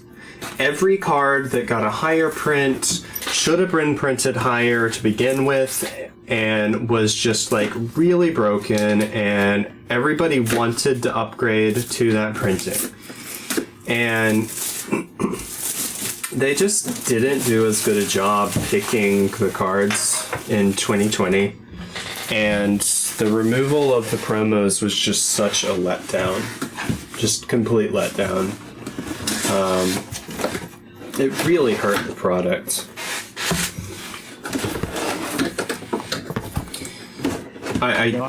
These take forever to open. I was gonna buy them just like for the sake of it, because like for like the like once a year like super products that like everybody's hyped about, I always like to like maybe try to get like at least one. Like, Yeah. just for the sake of it. Well, and I was I like, why would I do that? I think, I mean, they're worth opening just because they're cool products. Like this, I would recommend get it for fun. It's a fun product. It looks cool. You're not going to make your money back on a single box, most likely, unless you just pull broken. But get one because it's just a cool product. Or get it and stick it on your shelf for 2 years, and it's going to be valuable. There's too many staples in this set for it to not go up in value. Yeah, I'm trying to get a bunch of cards like for my brother, because my brother and I used to play with kids and stuff. And I want to get him like cards for Christmas and like surprise him, because like he still like sort of knows how to play. And then for some reason, like one of my brother's like friends, like my brother's like 4 years older than me, so I'm talking about like a 26-year-old right now, and his 26-year-old friend like randomly wanted to start playing Yu-Gi-Oh, and then like he and my brother's like best friend became like really good friends, and now like we both play without my brother, and it's like, well, shit, we gotta get him back in on this. Yeah, yeah, that'd be cool. So like, he's also like he'll like make jokes like, I don't play cards unless they're shiny. Like, I need all hollow. I can't. He's been playing like 12 years and he still is like that. And it's like, okay, well then I'll just give you like the shiniest cards ever made. Well, these are the shiniest cards ever made, like bar none. I mean, I've seen every rarity, and this just puts all of them to shame. These are all shiny AF. Honestly, though, I think that's going to dictate the future price of this because they look so cool. People are going to want to play with these. Like, a lot of the cards, like Lancia is like 40 cents. Like Lancia, like it's 40 cents right now. It'll be $1.50 in like a couple months, and then yeah, if you bought like 100 of them, it's like pure profit. Pure profit. Yeah, it's gonna go up. I am shocked at how low Tier 0 set their pre-sale prices, and then everybody just followed suit. Honestly, I don't know how Tier 0 manages to set their prices so low, but it's part of the reason that the market is plummeting, because they put out these pre-sale prices that are just stupidly low, and then everybody just starts undercutting from there when the product's released, and so things just drop. And it's, you know, the rare card like Ice Prison that actually elevates above that pricing, or Eldritch Golden Lord that elevates above that pricing, and it's either because the card is just completely overlooked, or it's because the card is just completely underprinted. But honestly think that that's part of the reason the market's so low right now. I was like super high on like Ice Dragon Prison, and like I did buy it like before it went crazy. Uh-huh. Like I was like, it was like $3, and I was like, man, I don't want to get it now. Like it might drop to $2. Like, And then it went shot to 10. Yeah. and I got it at 3, and I was like, man, I hope this doesn't go badly. And then it's like next day it's like $17, and I was like, well, like shit. Yep. Language, please. Language. We are sponsored. That's what, yeah. Yeah. Dragon Prison, I knew it was about to go up, and I didn't go in on it because I just spent so much money on the sealed product and I didn't have it in the account. And I so regret it because I could have flipped it for, 5 times as much a week later. And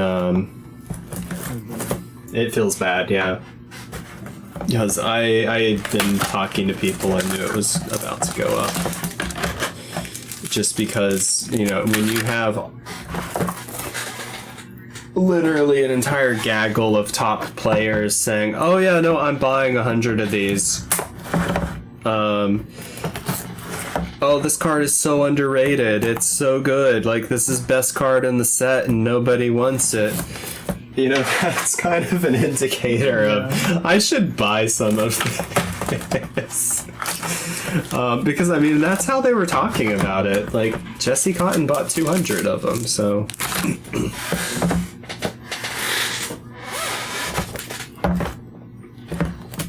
But, yeah, it's... Yeah, that's how you honestly make money in this card game.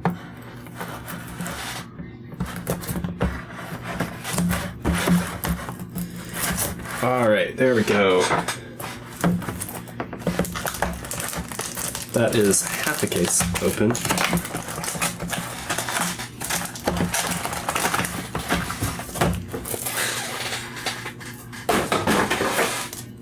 So, okay, I get a trash bag for my crinkly, like, non-recyclable stuff and put it next to me. And then I just toss the boxes on the ground because I break them down later.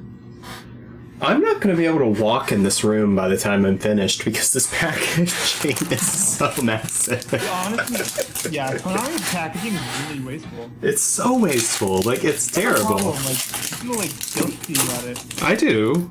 I absolutely do. Climate change is happening. Like, it's a card game. Like, just send me the card individually, you know? Right? Like, it's so uncalled for. We just pulled good. We just got Alistair and Dark Magician. Alistair artwork is really nice. It's really nice. I really like the new artwork. The Invocation reprint is not existing is really stupid. Should definitely have been in this set too. You're talking about the short print that they did recently? The Battle of Legends short print? Yeah, it's like keeping up with it. It's so dumb. It's time to just release that card and let everybody have it. We just got an upside down Appaloosa. And I'm sleeving the rares for some reason. But yeah, it's that card's had enough printings and it's maintained a high enough price. Like, it is time to just make it available to people. Like, nobody's gonna complain if you actually just print the card at a normal printing rate. People will rejoice and be glad. People are gonna buy the product more. It's like weird. It's like a really weird line where it's people are gonna be more enticed to buy product if they know they're gonna get something they want from the product. Mm-hmm. Like, you want to like overload it and make it like worthless, but Konami is like way too far on like the So the thing is, Konami recognizes that the vast majority of their product isn't opened by consumers. It's opened by vendors. And in order to sell the amount of product that they sell, they need the vendors to open it. And so they have to make the cards valuable enough for vendors to want to open it. And so that's why they put that, like, one big money card or that one big short print card, and it, from a business standpoint, honestly makes sense. But they could honestly go the other direction and kill off the vendor market and make it more consumer friendly. And it wouldn't hurt the card game, but it would make it to where players had to spend more on sealed product, and it would make it to where it was actually like a real trading card game again, because I remember it used to be, you got cards traded. Yeah. And it's really turned into a stock market more than a trading card game. Yeah, that was kind of like what I didn't like. Like, I remember, like, when I was a kid, like, I just go to Toys R Us and like get like just like 4 or 5 tins like with a discount and be like, woo, and like know that I'm getting something like that's at least like, because the tin has like a cool monster. I'm like, whatever. I'm just like, man, I hope I get like at least an ultra rare that's worth like $2. Right. Something to at least cover the cost of the pack. Yeah. Yeah. I don't know. There's a line, and it's honestly a decision of the company as to which market they want to appeal to. Do they want to appeal to people opening thousands of units, or do they want to appeal to the general consumers and encourage the general consumers to open more of the product themselves? And like Magic and Pokemon appeal to the consumers. They're not as good for vendors to open. What's that? Pokemon's like booming right now too, right? That's the Logan Paul maybe. Well, Pokemon is in a bubble, I think, for sure, and Logan Paul has definitely played a part in that.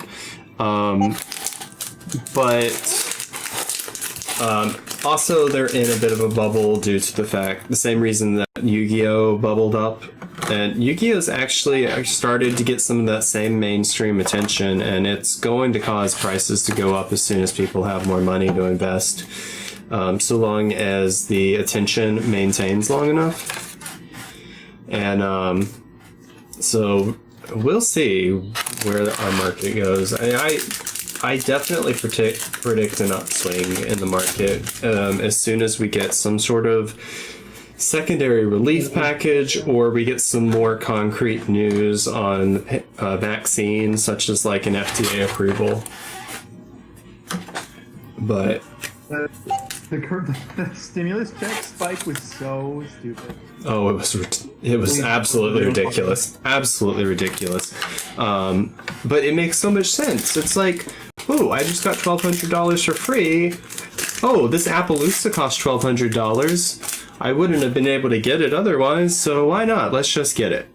And I mean, I didn't really feel that that was a good use of a $1,200 check, but you know, different people have different priorities and different people have different financial situations, so you know, it's each their own.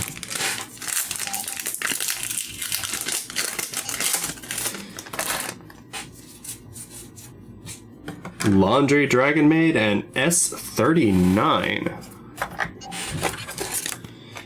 I've gotta say, I don't feel great opening this product. If I had opened it yesterday and was able to pre-sell it, I would feel so much happier, but the prices dropped so much just this morning. Like, as soon as we get up, it just plummeted. Huh? I checked at midnight to see, and it was like, even at midnight, it was already immediately like super crazy. It just dropped, yeah. It just literally free falled. Which, I mean, you expect some free fall, but like when the most expensive card in the set basically cuts in a third or in half, like that's just not good. I'm starting to notice more and more of these cards are off-cut, and they're all off-cut. Oop. Didn't mess that up, did I? No. Okay, thank you. They're all offset to this direction, so this border over here is short, this border over here is thick, and I'm getting more and more of these. Let's see, we've got a polymerization, same way, thicker on this side. It's Red Eyes, thicker on this side. Chalice, thicker on this side. This Anti-Magic and this Ash Blossom, both the same way, and these have those slight slivers of foil showing. And I'm finding more and more of them as we go, so I'm really hoping that's indicative that we're going to get something really valuable in here.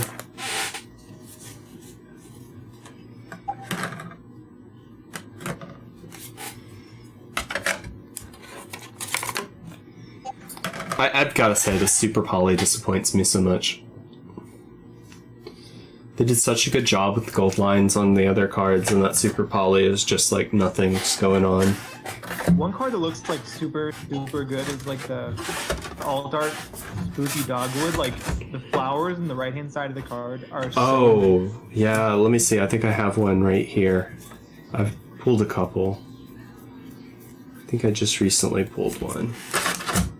It looks really nice, though. I completely agree. I saw it. Oh, there we go. Yeah. Like, they outlined the flowers, and it looks so good. Like, even at angles, like, I guess you can't really... I'm looking at the camera. You can't see the outlines very well. I'm trying to get it at a good angle. I'm going to take it out of the sleeve. Let's see. Oh, there you go. There you go. You can see it in the glare. It looks so cool. It's really, really nice. They outlined just basically the entire picture. But these individual flower petals.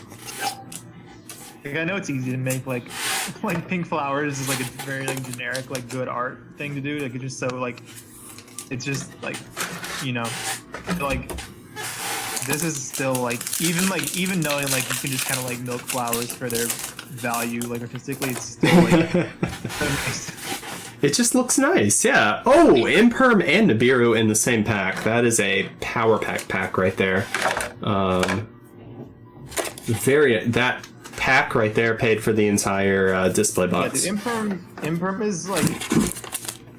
I wished it was still like dual overload where like people didn't realize it was going to go up, because this time people were like prepared for it to go up, so it was already priced at like 25 to start. Like yeah. What was the most expensive card off the bat, which shocked me because I thought the Eldritch Golden Lord was just going to be insane, and it's just dropping, just free falling, both versions. Yeah, I mean it's just because like that card isn't like as universal, so.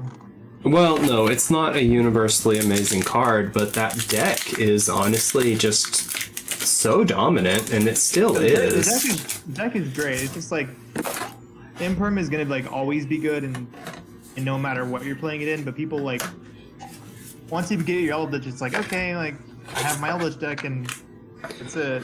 Right. I don't know. I feel like though people are starting to flock away from it. It's like there's no like super usable engine for it right now. Like the deck is always gonna be good like in its own right. Mm-hmm. But it's too slow like right now to be able to use it without having some like crazy stuff alongside. So. Right, exactly. And I think people really, as we get closer to December, people are really starting to get the ban list jitters. We're finally getting open tournaments on large scale for people, like regional size. Well, it's remote, but we're getting like regional size remotes that are going to have invitational remotes that follow. Also, like PPG stuff's happening. There's a bunch of like in-person tournaments. Like, and they're like, "Oh, it's safe now." Like, it's started up, and then it's like, which it's not. Anybody that watches the news, it's worse than it's been the whole time right now. But I mean, I'm not going to tell anybody how to live their lives. But it's definitely not the right time to go to a 1,000-person tournament. But people are saying that these cards are getting actual play, and so that is kind of the logic people were assigning to these cards not getting hit, because Konami would have been making a bad business decision if they banned cards that people hadn't played in official tournament play. And now they're having big remote duels, and they've had the remote duel OTSs for a while, and they're going to have earned invitational spots for remote duels, and it's supposed to, 10 people just randomly getting invited. And so it's a different environment going into December, and I think people's expectations for the ban list have actually shifted, and now people are offloading all this stuff. And so you also have people that aren't going to play during like November and December because of like family obligations, and so those people, if they're worried about the ban list, fire sell it now, get it before it really plummets. And so I think that's what we're seeing, and that's why it went from $150 down to $50, and now we've got this version, which is actually, I think, much more beautiful printing than the secret, and it's down to $20. So yeah, the Eldritch I think right now actually is like $14. Is it that low now? Let me see. I actually have it pulled up. Oh yeah, 15. Yeah, it's. Let me refresh. Going down, and then Roll and Ash are like filling the value. Mm-hmm. Well, you make a good point. Like, Infinite Impermanence is just generically good and always will be, unless it gets banned for some reason. And the only reason I could see them banning it is to make room for a new card. And I just refreshed this, and it was at 1550, like not even an hour ago, and it's 1488. We are literally in a free fall right now. Those ones get scooped up fast though. Like I saw 14 like flat this morning, and then like clicked on it, and then it was stock. It was selling at that point. Like it is falling, but people are buying at that rate regardless. So. Well, okay, so the person, this 1488, this is the lowest listing near mint. It's Yeti Gaming. So if you are familiar with any of the vendors on TCG Player, Yeti Gaming is one of the largest. They've got a 99.8% customer service rating and over 50,000 sales, which is the highest number that TCG Player will display. So you know it's significantly higher than that because they've been that way for a long time. So they're a known, trusted vendor, and they've got 38 copies, undercutting just all of these lower sell vendors. And then you have Miniature Exchange. I'm going to actually switch back so you guys can see what I'm talking about. Then you've got Miniature Exchange over here. Same thing. They've been around a while, though I think they're not as known in Yu-Gi-Oh! I don't think. I don't see them in the Yu-Gi-Oh! Market quite as much. But they're another big seller, but they only have 2 copies. But then you get right down here, Top Cut Chicago, which is a really well-known game store on here with 46. S Gaming, which is a newer one, but apparently they're going ham into this set because they've got 71 copies listed. And that's at the 1550 that we were seeing earlier before all of this was added. And this was added in like the last 30 minutes. So what we're seeing are these big vendors are just chopping each other's prices by percentages, and it's really not healthy for the market. It's great for the great for the consumer. It's not healthy for the market in terms of smaller vendors actually being able to sustain a business. Yeah, I understand what you're saying. Like for me, I'm like happy about it, but like I understand like I'm a player and I'm not like ever selling cards as a business, so like I get where you're coming from. Like, well, so the way I see it, and you've got a handful of really big stores that are able to pre-order this stuff and pre-list because they have like a store location somewhere, but they're an online business and they've got some massive funding to go in and open these massive amounts, get free shipping, freight shipping, get waived fees, get early delivery so that they can start opening this stuff well before release date. And it's not only hurting vendors like myself, it hurts stores. It hurts the places that people want to go and play. Like, you look at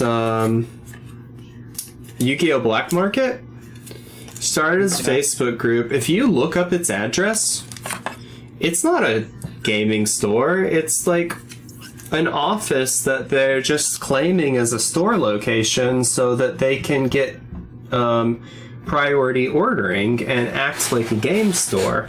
But it's an online business. It's an online business. It's not a true blue gaming store like you would associate, like that you're gonna go to and hang out for hours and play lots of tournaments. And maybe they do have some events for locals, but it's not the same thing as what you think of as your traditional locals. And those businesses are thriving right now in this internet economy, and it's really hurting your small guys, your locals. I mean, that's why I'm saying buy one of these boxes for Christmas. Give one of these to a friend. that's what your locals needs to stay open. And if people want to continue to play this game after the quarantine, it's really important. And we just got another Golden Lord. That is nice. Hopefully that will help me cut some of these costs. But yeah, it's you've got like tier 0 starting off the bat with these super undercutted prices. Great for consumers, terrible for your locals. You have, because of these vendors, you have massive YouTubers like Simo going out and saying, don't buy sealed, don't buy sealed. And you know who that hurts is your locals.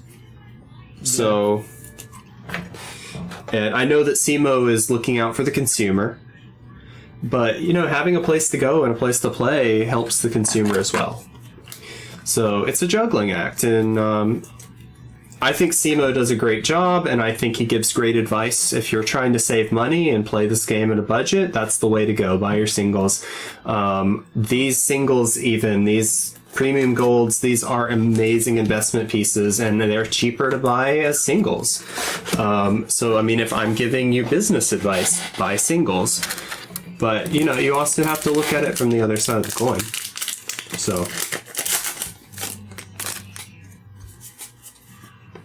that is my soapbox speech for the day. I hear what you're saying. But you know, it's tough. You know, you don't want to ask people to spend more money than they need to. And I mean, I list my cards competitively, even if it means I lose money on a product, but it moves the product and gets me opened up for the next one. But you definitely seeing this overall decline in the singles market. It is just dropping in price as these large companies come out with these cheap prices and start these bidding wars with each other.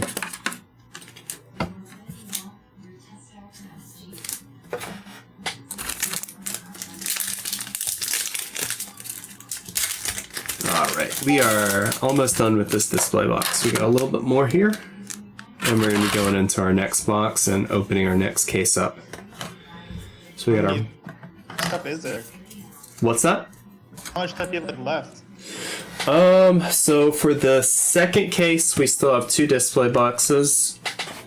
And then we have 2 more cases after that. So it's going pretty fast because we started pretty late, later than I had intended. But I wanted to make sure some people were actually able to get online for the stream, so I pushed it back by a couple hours. We got the unts.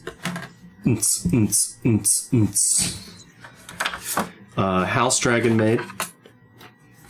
Nice little fusion pack. Oh, I didn't notice this when I was looking at her before. Her tail looks really awesome with the gold outline.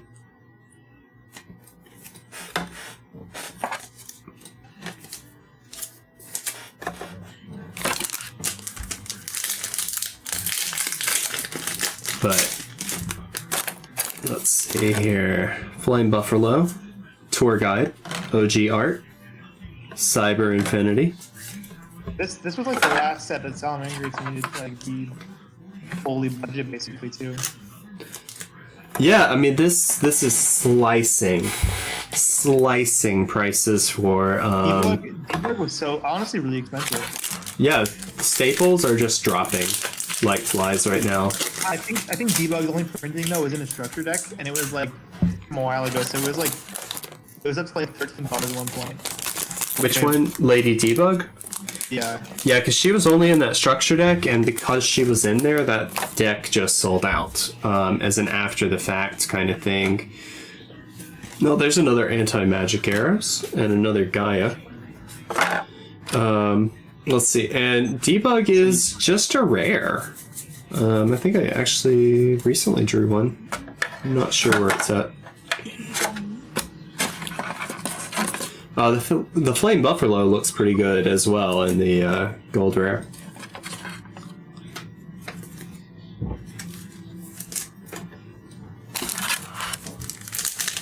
You know, I see this and I appreciate it as a nostalgia bait card. But then I just realize how useless it is, even as it gets support. And it's not holding value as a card. Harpy's Feather Duster. Now that is a needed reprint. We desperately needed that because so many players just didn't have that card. It hadn't been printed in so long. But Gaia did not need a reprint.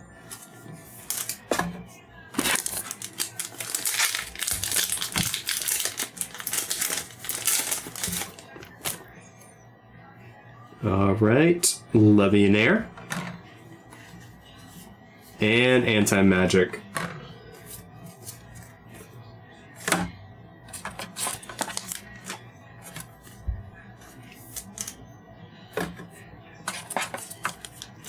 Yeah, you know, I honestly have to say I'm starting to feel bad opening this.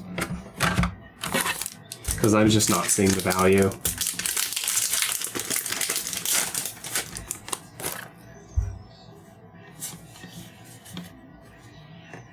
Oh, we got a misc. I think that actually might be our first misc. Do you remember seeing one? Because I definitely do not. And we've gotten quite a few of the Ash Feet.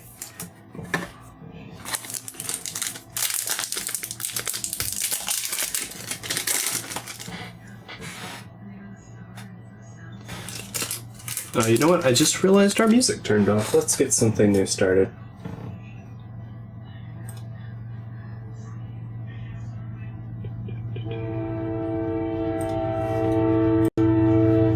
And where are we at?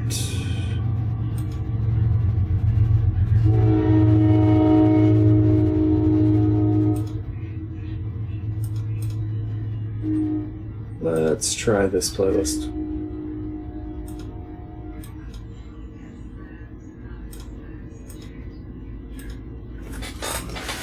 All right, we got another tour guide and Stardust Charge Warrior.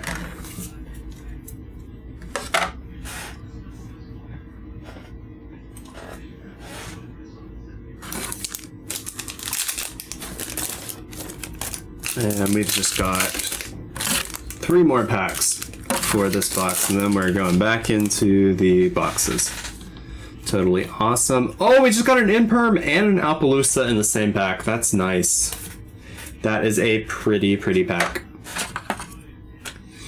It's those packs that make it actually feel worthwhile opening this.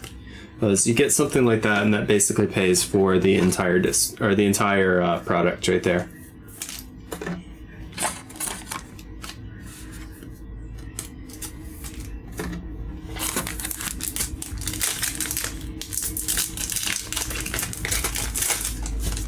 All right. Parlor Dragon Maid and Ghost Ogre. So I don't know if anybody else has seen it, but I just recently started binge watching Hellstrom on Hulu, and I haven't gotten very far because I've been so busy with this set and the last set, but I've got to say I'm really enjoying it. For anybody that doesn't know what it's about, it's like a demon and possession show, and main character has powers that can be used to actually exorcise demons, and it's kind of this like hidden covert world, and it's pretty good. From people who have actually seen the whole season, they're telling me it's actually a really amazing show, and as far as I can tell, they're absolutely right. Let's see. No, I haven't missed the whole thing, Josh. Thanks for hopping on. We actually, it's taking quite a while to get this packaging open because, I mean, you've got these giant boxes. Something we were talking about before, Konami is definitely not being environmentally friendly with this packaging. And I'm not sure I'm going to be able to walk in my room because I'm just setting these boxes on the floor as I go so I can break them down later. But it's really pretty packaging.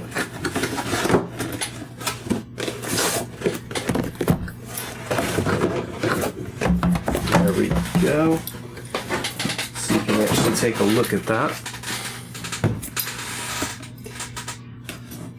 And as always, make sure you're looking for your Konami shrink wrap. That's how you know you're getting genuine product.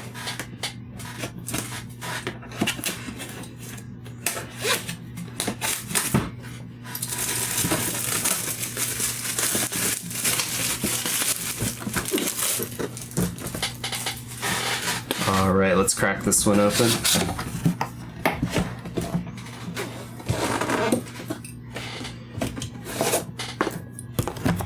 And yeah, so this giant box right here has 4 packs in it. Like we're saying, definitely not the most environmentally friendly packaging, but this will be nice to open on like Christmas Day or wrap up for somebody you know that really likes these cards. And the cards are so beautiful that it's really forgiving.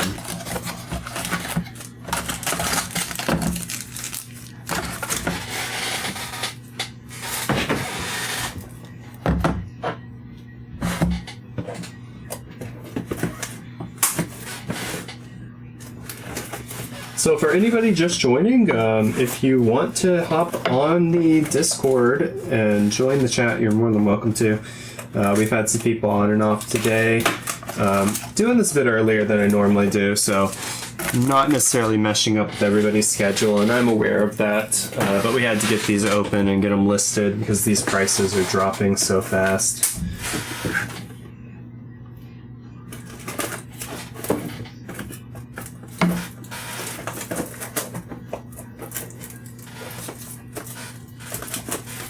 There we go. Package isn't agreeing with me.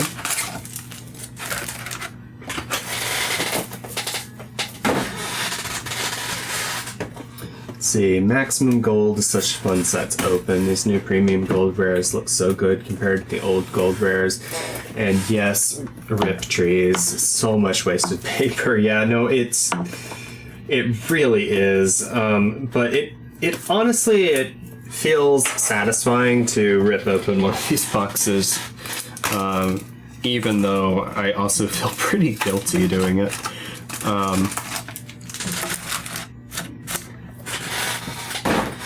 But yeah, the look and feel of these cards is absolutely amazing. We were talking on my last stream about the possibility of these cards being considered tournament illegal because they're heavier cardstock.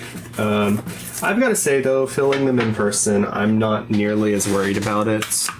This is another thing that I've seen. Some of these cards will shift. This packaging is so complex, it's not necessarily getting put together right or holding together. And it kind of goes along with that whole quality control issue we've been seeing with this product.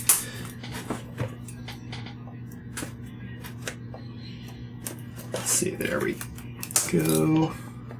Okay, I'm back. Welcome back. Wait, so Bobby, you live in Austin, right? Or around Austin? Mm-hmm. Yeah, I'm in Austin. Okay. 'Cause I was talking to my girlfriend now, and we're doing like college from home right now. Mm-hmm. Just 'cause of stuff. But some of her friends invited her to go like hang out tomorrow, like the weekend. Right. So I because like we only have one car, and the car we have, it's my sister's car, so she's not like registered to drive it because she's not in our family. Yeah. So if I went to Austin tomorrow, could I just like get cards from you in person, like safely, obviously? Yeah, we could probably do that. I know Liam wants to pick up a lot of these cards from me, so I may not be listing as many online as I initially thought I was. But if you want to message me in Discord and just like the cards you want, I will do my best to pull them out as I'm sorting. Cool. And then I'll probably end up meeting Liam at like Res or Juniors, one of the two. And so, you don't know where Juniors is? So it's in South. Oh, okay. So it's actually more of a comic book shop, but it is an OTS.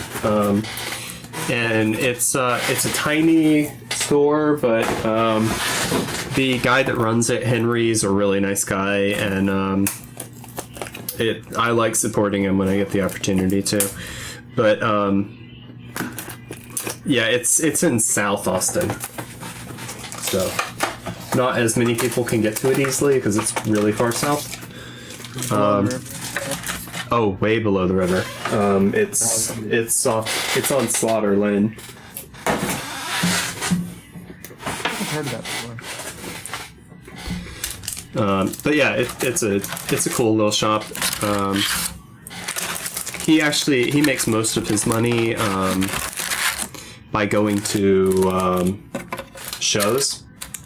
So his business, he's kind of struggling right now. So any support that he can get, I like giving, because comic stores can't go to comic shows if the comic shows aren't happening in person.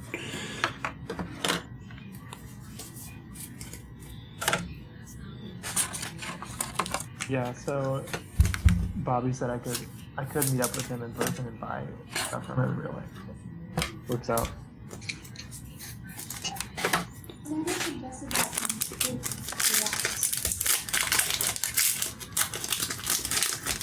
So what are you guys going to be doing in Austin tomorrow?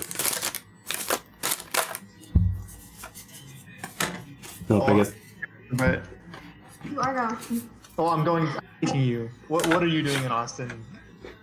Critically acclaimed Yu-Gi-Oh player on Yu-Gi. What? Hang out with my friends and watch the sunrise at Mount Carmel, and then we're gonna go to Waco to see some like architecture and stuff. Oh, yeah. Please, no cussing. She's new to the stream. I'll forgive her. But yeah, it's that's actually sounds pretty cool. Yeah, and Tate is bringing me. I'm literally a chauffeur. Yeah. He told him he can't stay in Austin because he needs to bring his dog. He needs to take care of his dog, but I said that he can bring his dog. I thought you were based in Austin. Where are you at? Oh well, I'm in Dripping Springs, which is like 35 minutes from Austin. Gotcha. I want to be in person at UT right now. I just it doesn't matter where I am basically. Gotcha. I have an apartment in West Campus, but I'm not using it. Yeah, there's literally no reason to be there right now with everything that's going on. I completely get that.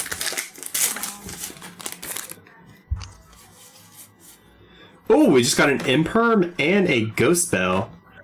That feels nice.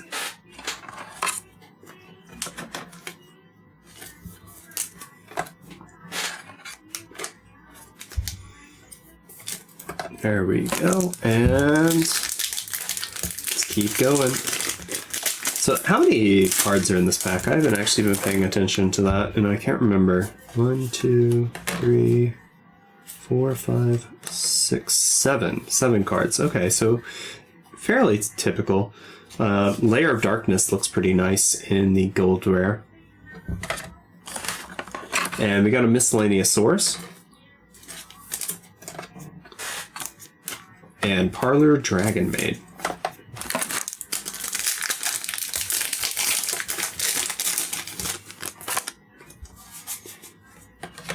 Parlor, and that's weird. Back to back, 2 packs, Parlor and Miscellaneous Source for our premium golds. So double of each. Why can't we do that with imperms?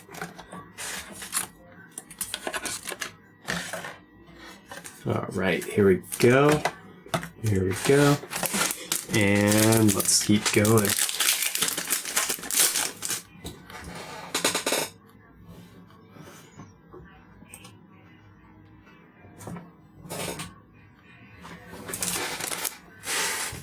All right. Tour guide from the underworld. Upside down. Red Eyes Black Dragon.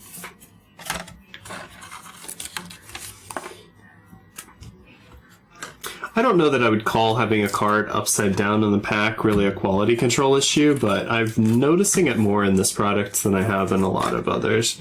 But every now and then you'll just have a product where randomly it's just common. Cards are put in upside down, and it doesn't necessarily affect like quality of print. Oh, we just got Dark Magician.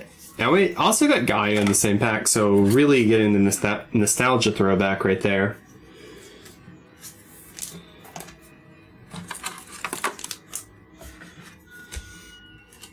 Yeah, I'm looking at these, and I have to assume that the edges on these cards will pick just like Ultimate Rares do, where anything really will scratch the side.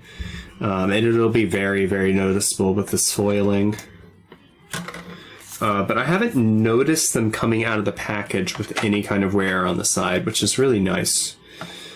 So I guess the quality issues really have seemed to come from the cuts and the foil inlays. Also, another thing that I'm noticing, and I don't know if it's the plastic coating that they're putting on these things, but I haven't noticed any surface scratches or surface wear, which is very, very common in a lot of products. Although I don't think I've really noticed it on these rares either. Which they're not normally as visible on non-holo cards. But you would think that with these thick coatings on these premium golds, any type of wear and tear would show up very easily. Boral Sword, very nice. And Laundry Dragon Maid.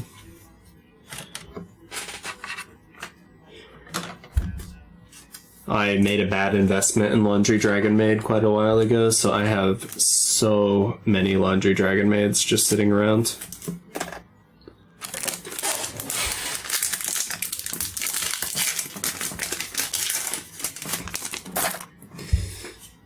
Alright, Boral Sword Dragon, Dark Rebellion, Xyz Dragon.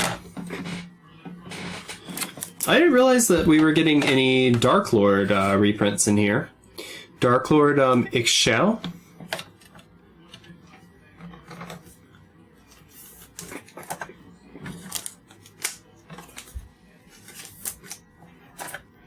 And here we go.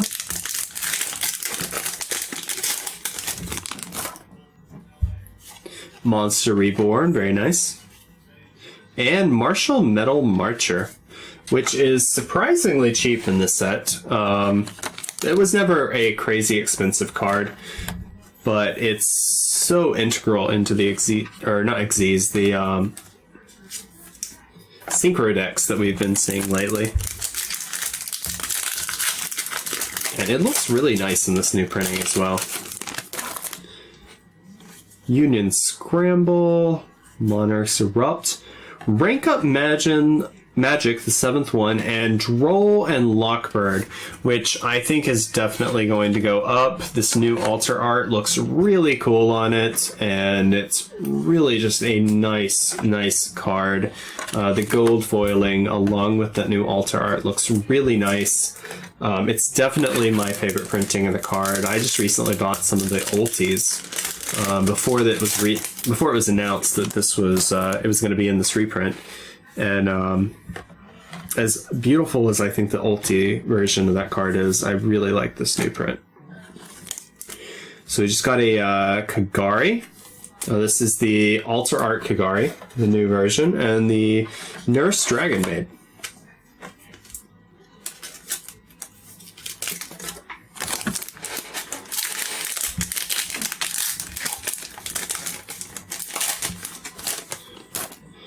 Alright, trade in Flame Buffalo.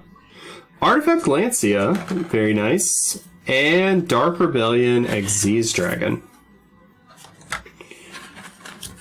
Not exactly sure where Lancia is sitting in the price range. I don't think it's very expensive. Probably a nice card to pick up right now. Yeah, it's 40 cents. 40 cents? Yeah, I didn't think it was really sitting at much.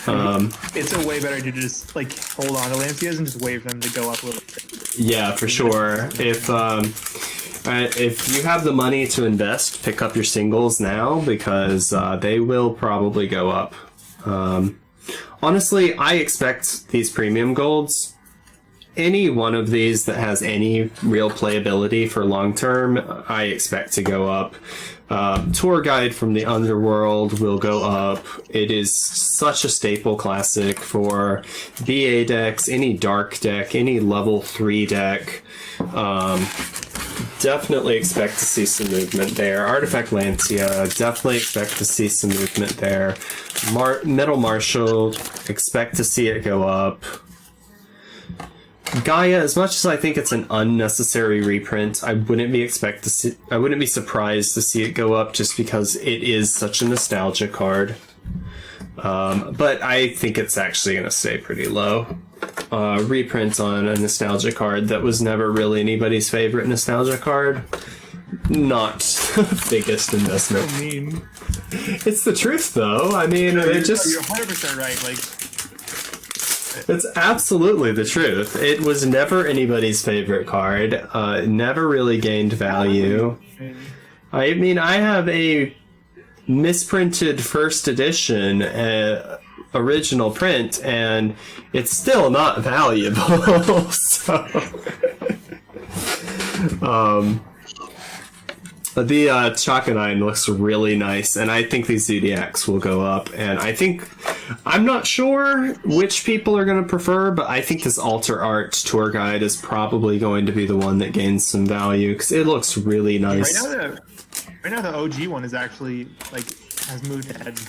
Has it? It looks really nice too. Like I commented before, it looks like she's backlit from the bust behind her because the gold outline, and actually it creates a really cool effect. So I could see either going up. I don't know. I think the Alter Art looks really cool though, so I might just be biased on what I think is going to rise long term. Kagari is another one that absolutely just looks stunning with the gold. And if we ever get engaged back to 1 or 2 or God forbid 3, Don't ever say that again. Don't bring that upon us. These cards are going to go up like crazy. There we go again, seeing another upside down card in the pack. Another Ghost Ogre. This is the new Alter Art Ghost Ogre.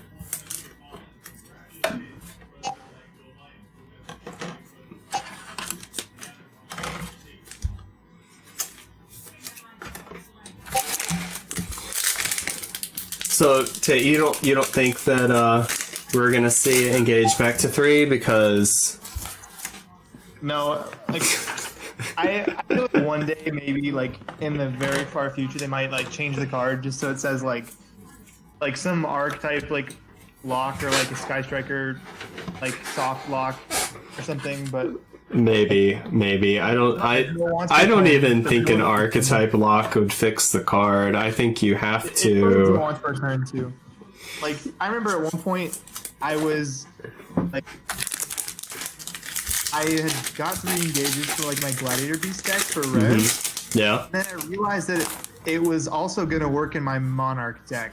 Sky Striker Monarch was better than regular Monarch. Like, Oh, we just got an Eldritch Golden Lord. It's just stupid. Like, it's so dumb of a card. It is a dumb card, but it was so fun drawing it. Got hard draw 2 of those, and your day was just made. But yeah, it's such a broken card. I mean, when you see it going into any deck that has anything to do with warriors, when you see it going into decks where you're like, wait, why does this even fit in here? Even if it doesn't fit, if it's like the worst case scenario is that you get like searchable like interruption with Widow Anchor. Like that's the worst case scenario. Like near the end of like that format where before it got banned, people are realizing like, okay, instead of just Hornet drones, I can use like all the Sky Striker cards. Like, why am I not? That's when it was like, oh my god, I'm so sick of it. So we just got a Super Poly. It's actually got some damage up on the top. This is the first card I've seen any damage whatsoever on. These have actually been packaged really well. But this guy has a little pull on the edge. Does it have a zipper thing on it? It's not from the being sealed on. It's actually looks like it got pulled up by something at some point. Like somebody just raked a finger. And it almost kind of looks like the foil is moving a little bit. So I heard some people talking about the foil on these flaking, and it doesn't look like the foil's come off. It looks like it's pretty well stuck, but it's definitely got a little bit of damage on there. So we're not going to be listing that one as near mint.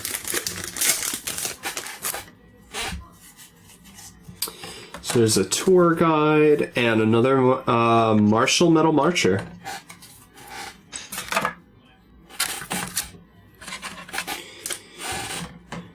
And it is official, guys. We've gone through 2 packs of penny sleeves, so...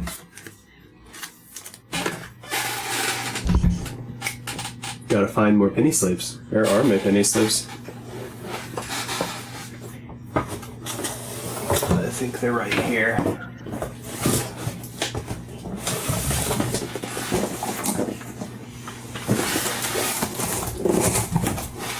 Anybody that wonders, I purchased these in like packs of 10,000, so.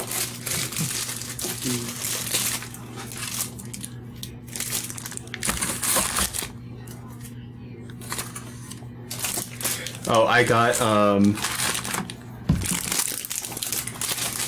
team bags in a set of 10,000, and the box is massive. It is huge.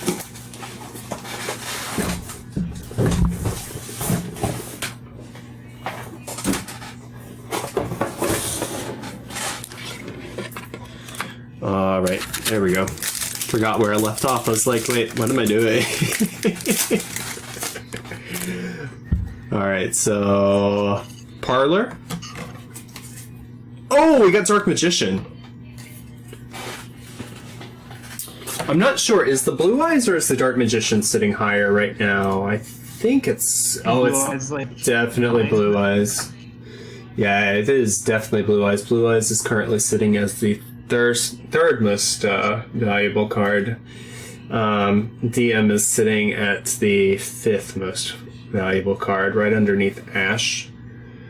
And TCG player, why are you doing this to me?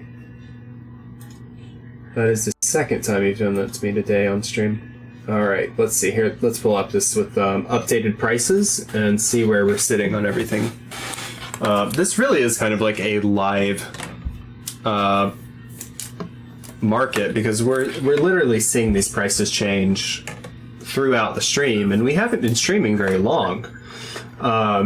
The Eldritch is now $14, and Infinite Impermanence went up by $0.01, so I guess people are scooping up their impermanences.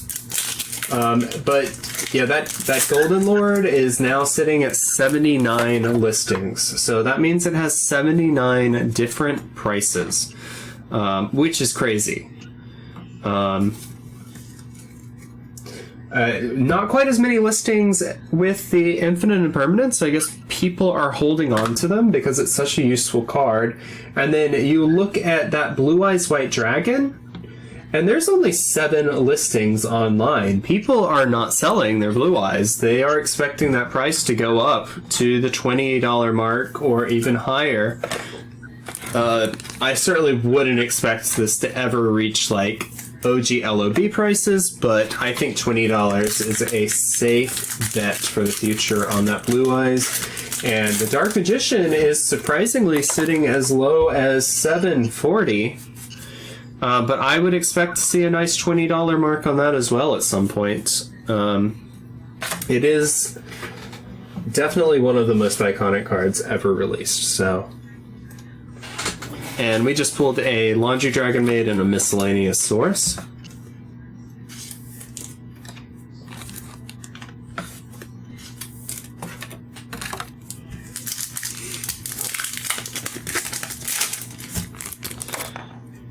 I'm definitely going to have to start boxing these up at some point. These take up more room than I expected. I was thinking I'd be able to go through this all 4 cases and keep them in this dividing tray.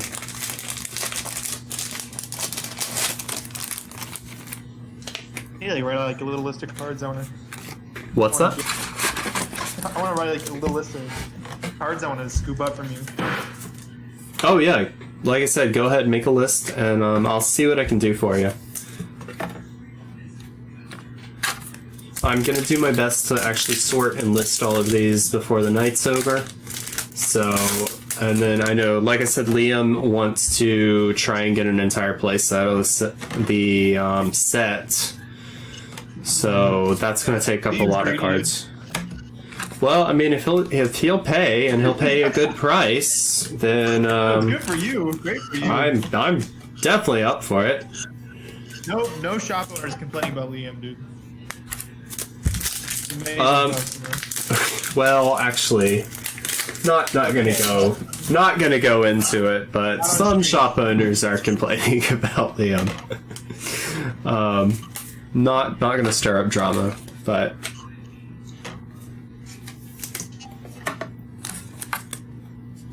no, Liam's a nice guy. I like him a lot.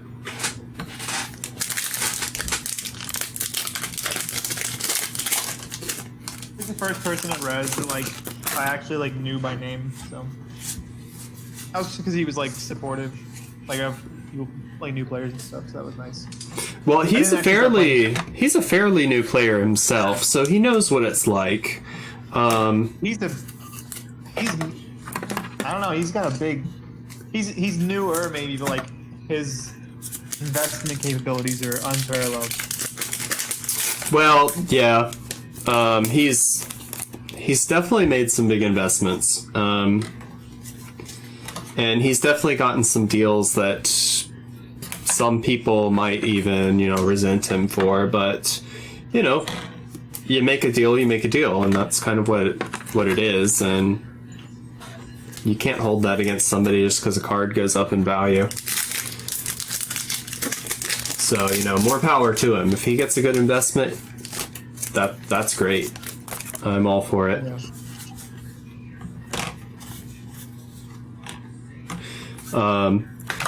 Zodiac Chakanine.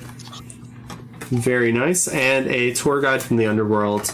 Definitely expect both of these to go up over time.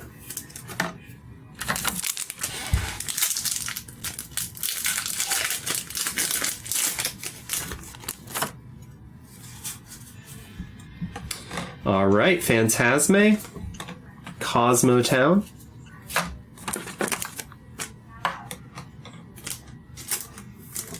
I think we're actually getting close to having a playset of every premium gold. If we haven't already done it in 2 cases, which surprises me just because of the sheer number of cards in this set.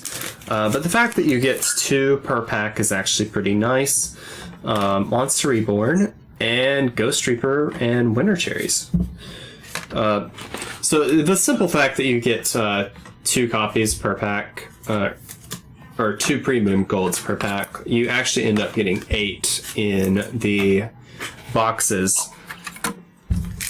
It makes it seem like more of a normal product ratio. Artifact Lancia. And there's that Eldritch Golden Lord. And your Lady Debug you're talking about with that nice gold rare reprint.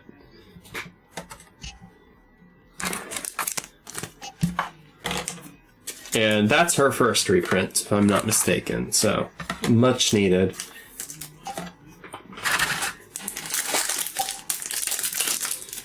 Miscellaneous Source, I would say, needed a reprint as well, but I've got to say, it doesn't bode well for the card on Future Ban List. No, it needs to go. It's time.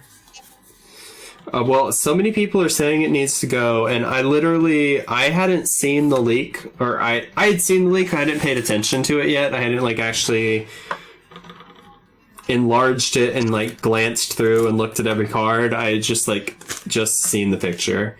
And, like, 2 weeks after the picture had come out, I was just having a conversation and was like, alright, what... Miscellaneous Oris isn't going to get banned yet because it hasn't gotten a reprint. They're going to reprint it, then they're going to ban it because they want to make their money. And then they're like, no, it's getting a reprint in gold. And I was like, well, there you go, guys. Miscellaneous Oris is getting banned.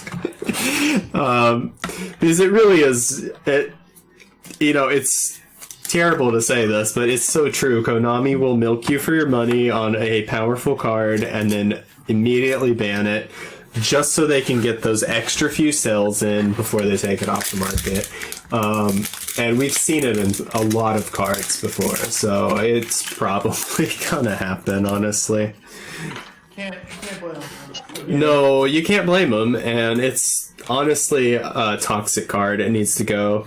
I like this pack. We got a Droll and Lockbird, and we got a Harpy's Feather Duster, which, one of the top cards right there, and definitely one of the prettiest cards. And one of the most needed reprints, because it hadn't been reprinted in so long.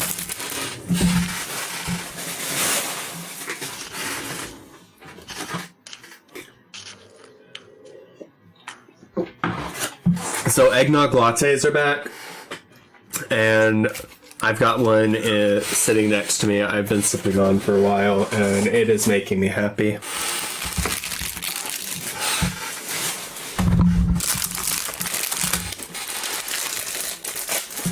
Alright, we're about to get into another case here, guys. So bear with me while we get this open. And for anybody just joining, I just want to show this to you. I always tell you guys, look for your Konami markings, look for your Konami tape, your shrink wrap. And I just want to show this to you. It's a little unclear because I've got to get it so close to the camera the way I have the camera set up. But Konami has changed their tape. It's not the large Konamis anymore where they overlap. It's lines of little Konamis. And I think I've seen them use this tape before, but it is not their usual tape.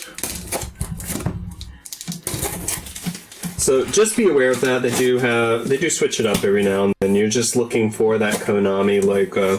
That's the important part.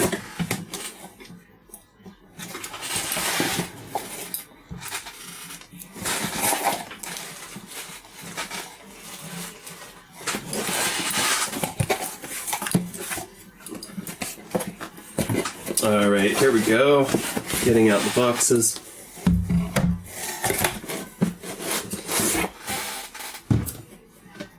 I almost feel like I'm opening the advent calendars because there's so many little moving parts in the packaging. For anybody who has not opened the advent calendars in the past, they are just giant boxes, like almost the size of this board, this sorting board, and it's just a lot of air, and you have to open every single little window to pull the cards out, and then you're trying to not damage them when you pull them out because they scrape, so you end up just ripping the entire face of the calendar off so that you can pull the cards out of the little plastic slots that are inside of the paper box, and it's a lot of unnecessary packaging.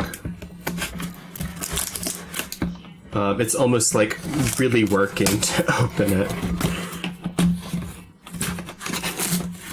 But that being said, it is a fun little activity to do with kids or something like that. It's a good thing to stick under a Christmas tree. So.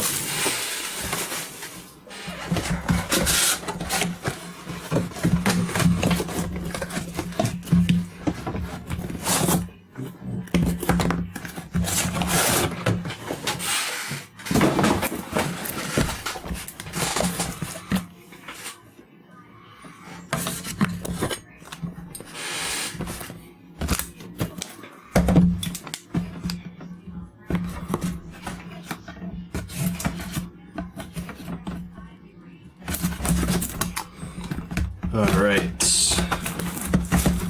Trying to open these as fast as possible for you guys, because I know this is the boring part of the stream.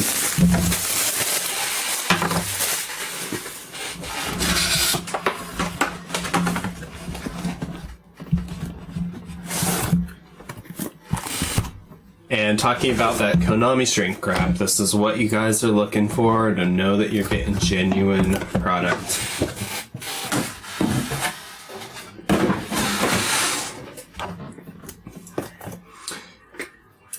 Yeah, I am definitely going to have to take a picture of my packaging and post it on the Discord. It is turning into a mountain of gold boxes. I just have this giant pile of gold on my floor.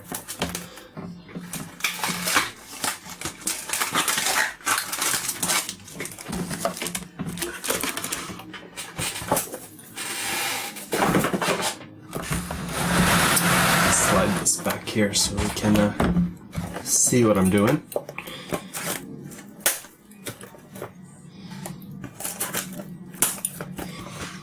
And so for those of you that don't know, each one of these display boxes, this is what the store gets and puts out. It's got the fold out at the top. It has 5 of these larger boxes, or 5 of these smaller boxes. And then each of these 5 boxes has 4 packs inside of it. Each pack has 7 cards, 2 of which are premium gold. The other 5 are going to be your gold rares.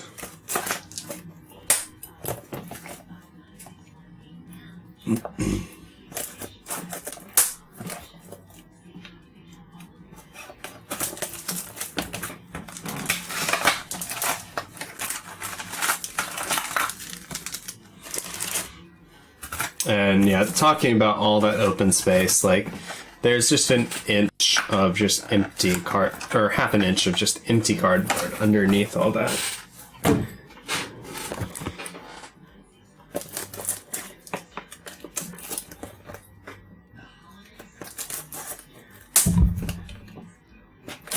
So anybody that's seen the premium gold boxes before, the sets that released in 2014, 15, and 16, they were similar in terms of packaging, but they were about the size of the opening.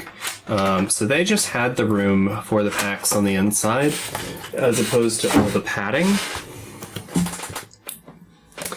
And so you do kind of have to wonder why Konami would go with the route of just making this so package insensitive, but I really do believe that they wanted to make this a Christmas present. They want this to be something you can wrap and put under the tree.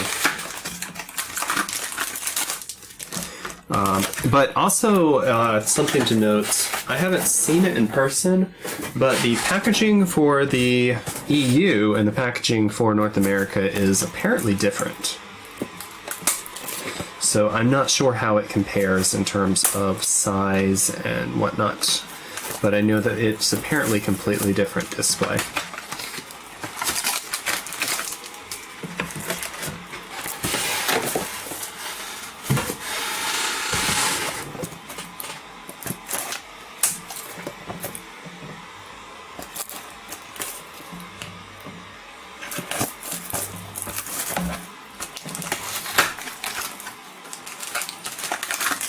There we go.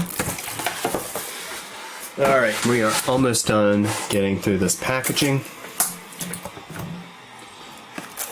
And this will put us halfway through our third case. So this is going much faster than a normal like main set release.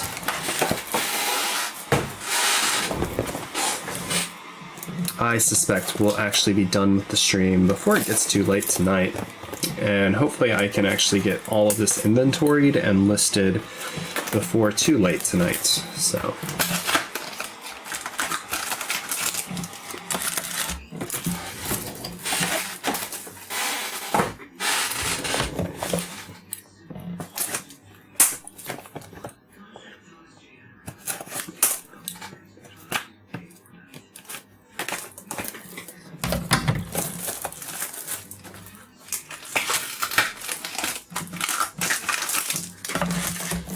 All right, there we go. And that's 2 display boxes worth of packs there, so that is half of our case. It's kind of insane to think that that's literally half a case of cards when that is normally what you'd get in roughly a box worth of cards, 1 booster box or so. I think it actually breaks down to about a booster case and a half, or a booster box and a half worth of packs.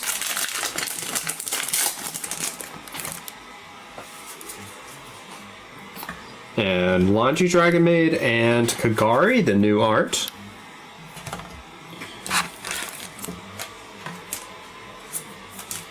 Good start there.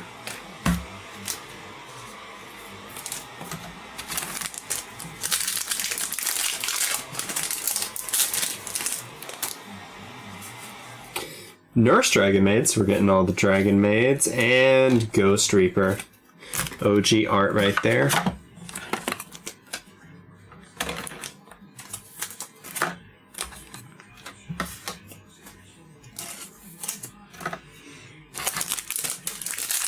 It's a little odd, depending on the angle that you look at these cards, I guess because of how they're glazed, the color is actually not quite the same. Like, just a little bit of light. This is just in a little bit of shade. Notice it looks completely gray on the stream. But it's actually very purple.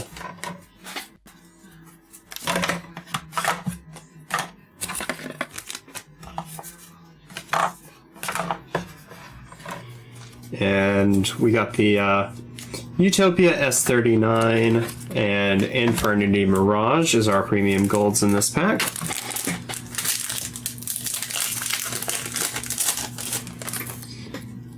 And Go Go Go Go, Solemn Judgment, Temple of Six, and Kagari, the OG art right there. Looking very nice in this gold. Kagari, I think, is honestly one of the prettiest cards in the set because you have that fire in the background with that gold outline. It just looks so nice together.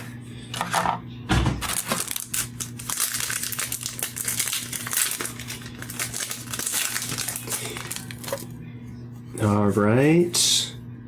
Elder Into the Unts.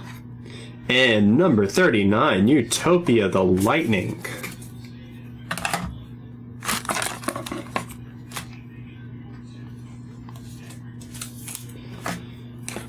There we go with our Mago. We're gonna have to start shifting these to boxes pretty soon. Harpy's Feather Duster, very nice. That is one of the cards that needed reprints more than anything else in this set. Between that and our Golden Lord, those are the real just like winners, I think, in terms of staples that needed reprints. Even when you're looking at like the Ghost Girls, they've all gotten reprints and all have sets where you can very easily get them. So Nibiru is another one that really needed a reprint, and Appaloosa really needed a reprint. But the price on Appaloosa has just absolutely tanked with this reprint.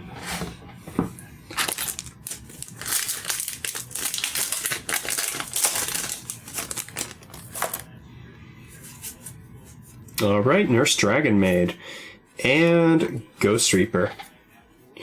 Got the new art on that one, which actually looks really nice. It has a lot of gold in the actual art frame.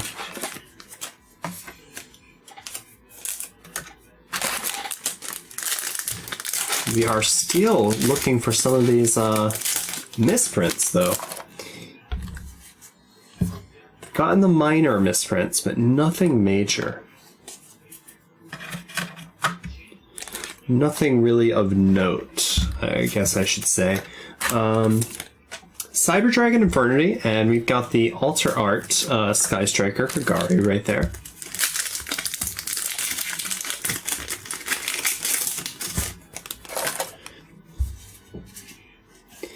Infinite Impermanence, nice, alright. So, Infinite Impermanence, Cyber Dragon Infinity, very nice pack right there.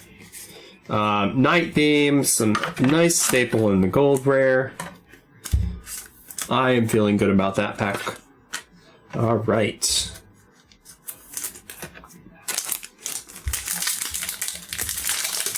Come on. Heart of the gold. Or heart of the cards. Heart of the cards. Heart of the gold. I mean, it works, I guess. All right. White Prince. There can only be one. Alistair. Very nice. And Cosmo Town. Not really sure why they're printing Cosmo in here. It seems like a slightly odd choice. But, I mean, we know these gold rare prints. These gold sets have always been, like, major reprint sets. So, sometimes they put some obscure cards in there. Just, not to really say Cosmo's obscure, but I think for any newer player, it's pretty obscure. Dark Magician. It definitely hasn't seen a lot of play, Cosmo that is, and in the recent memory.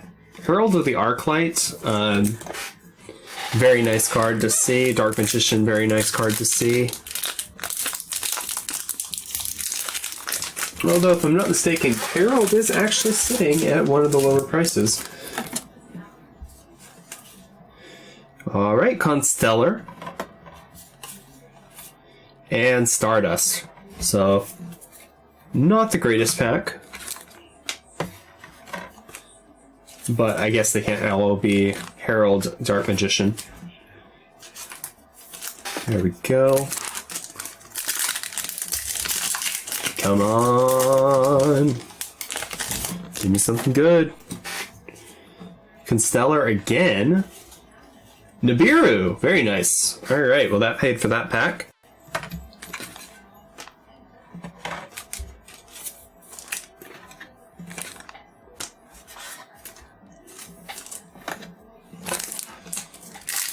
Alrighty. So I would say, you know, a lot of times I recommend people not to buy sealed packs online because you can weigh them. You need an extremely precise scale, but people have managed it before. With these, I wouldn't say it's nearly as big an issue because basically all of these are going to have the same weight. So I've noticed that they are selling the mini booster packs for $6 roughly on TCG Player. If you can't quite afford a whole box, but you still want to open one of these, it's not a bad thing to just get a pack on this. But your better bargain is definitely going to become these singles, which I think are honestly very good investments.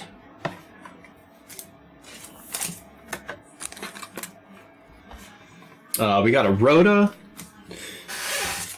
We got a House Dragon Maid, Super Polymerization, and Dark Rebellion XZs.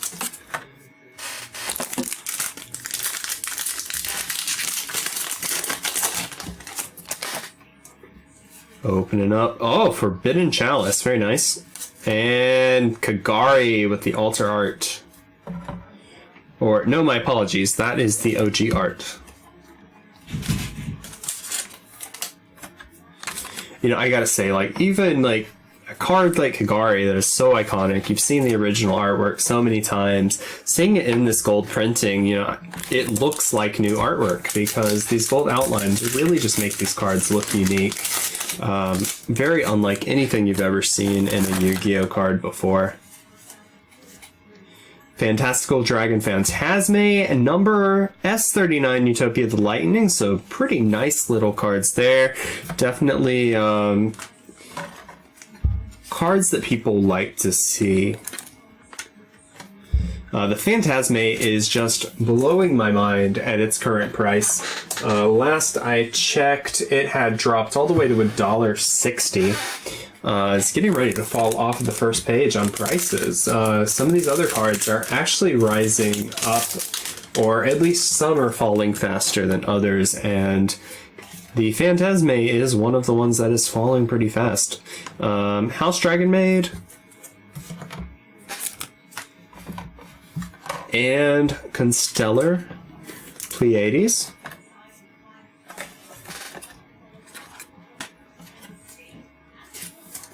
There we go.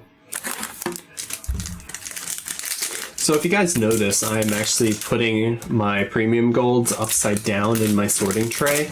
The reason I'm doing that is because when I sleeve cards, I prefer to put the sleeve over the top of the card with the bottom open, and that way I can fold that penny sleeve before I put it inside of a top loader to ship it, and it will not go anywhere. But this is a nice pack. We got a Red Eyes Black Dragon, and we got Phantom Knights of Rusty Bardiche. No complaints right there.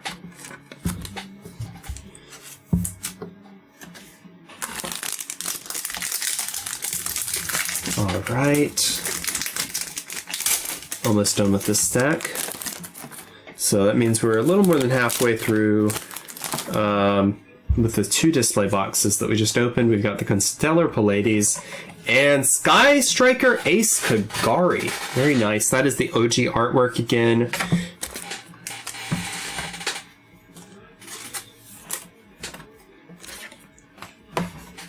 I do wonder with these cards, I would imagine that if these are exposed to any humidity, they will probably warp pretty bad because there's so much in the way of like metal that isn't going to expand the same way that the cardstock will if it gets any moisture in it.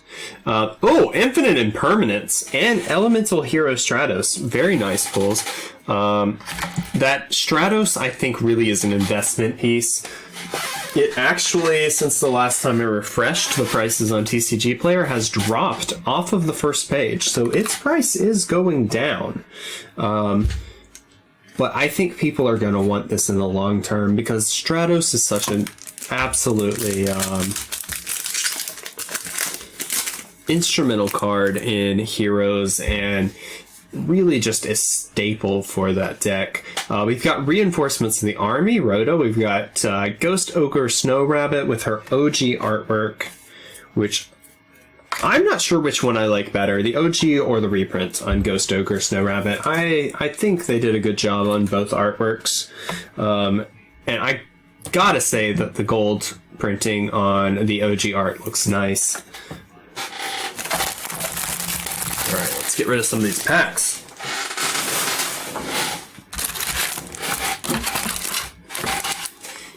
And we're on to our next stack, which means we're a little bit halfway through. So we've just knocked out 1 display box, and we're probably a box or 2 into the second. Artifact Lancia, very nice. And Nibiru, very nice. All right. Nibiru makes me happy when I pull it out of a pack. It is not the card I want to see dropped on the field, but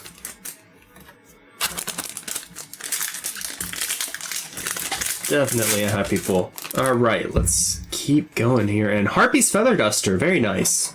Totally awesome, which actually has dropped a little bit in price. It was in the like top 10 cards on pricing, which is just weird considering it's one of the lower rarity. Now it's almost off of the first page. We've got Stardust Charge Warrior. Not quite as excited about the Stardust as I am about that Harpy's Feather Duster. But still a nice card. It looks actually really nice in the gold.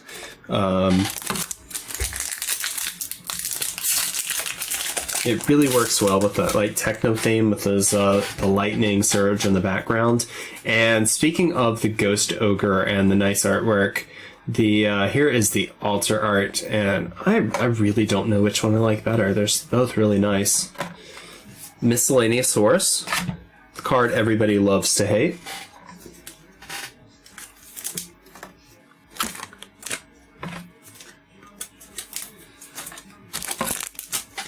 All right.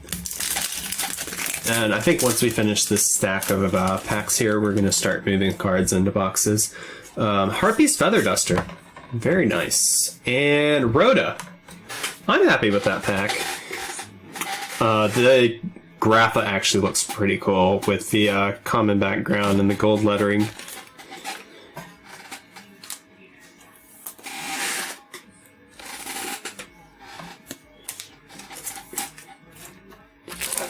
Grapha seems like a bit of an odd reprint, but if I'm not mistaken, he only had his deck printing in the first place, so this might actually be Grapha's first reprint. I could be wrong on that. Fantastical Dragon Phantasme and Martial Metal Marcher.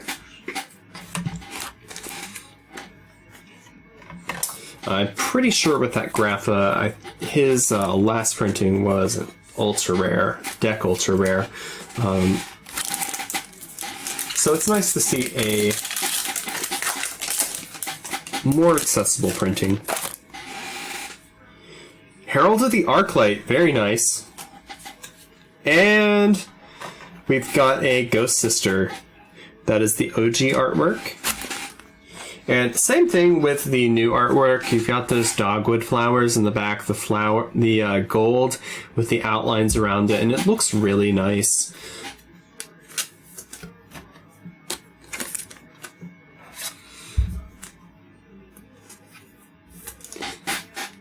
Herald, I think, is honestly just very cohesive as a gold card. It looks like it was meant to be printed that way. It's not one of the ones that just jumps out to you like, oh my god, the artwork is so cool with the gold, but it's definitely one of the ones that looks the most natural. It looks really like it fits together with the gold theme. Fantastical Dragon Phantasme. Nice card to see there. And Polymerization.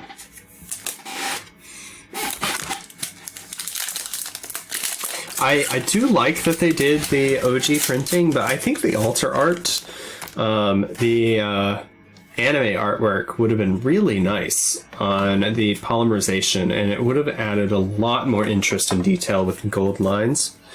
But I think I understand why they didn't do it, because the pattern on the card would have really been overtaken by the artwork.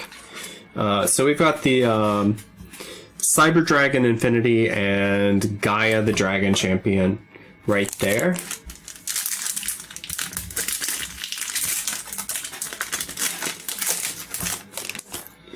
Night Themed, starting off the pack. Cyber Dragon Core is nice to see in this rarity. Infernity Mirage, Cosmo Town. Not too excited about those cards.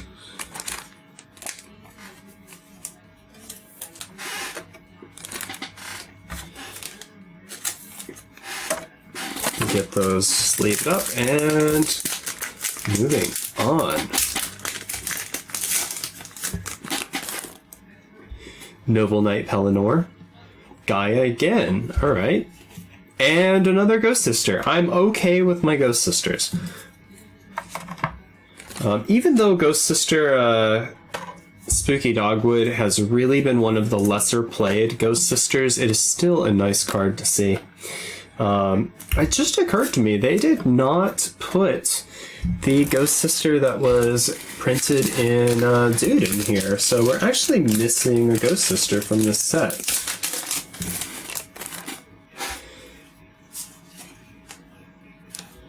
Rhoda and Nibiru. That's a pretty nice pack.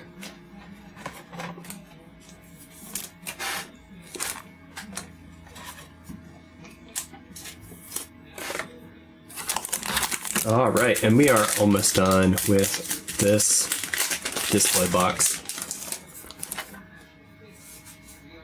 Nurse Dragon Maid, actually sitting at one of the higher prices at $2.10, and Rank Up Magic, the 7th one. But it's kind of weird to say one of the higher prices is at $2.10.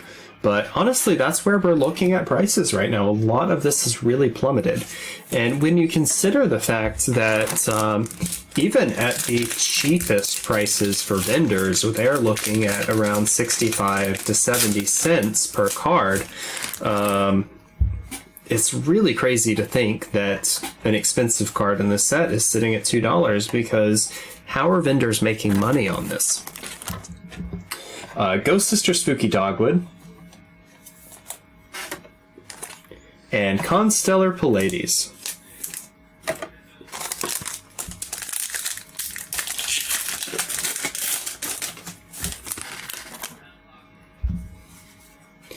All right, Ghost Bell and Haunted Mansion. And Zodiac Trident. Neither of those is sitting at crazy high value, but I think that both of these are very, very good cards to hold on to. I think that this OG art on the Ghost Bell is probably going to be a really nice one to hold on to as well. I think both Ghost Bells are going to be nice to have because Ghost Bell really is one of those format defining cards that comes in and out of a format, but I think that OG just probably has more sentimental value for people. Laundry Dragon Maid and Kitchen Dragon Maid. Very nice.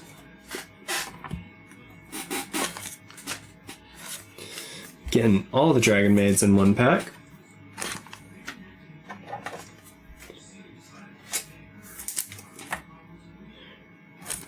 I'm sure the Dragon Maid players are not mad about seeing these reprints, and these golds look pretty nice for them. Extra Foolish, called by Fire Formation, Barrier Statue of Torrent, Anti-Magic Arrows, and Sky Striker Kagari with the OG art.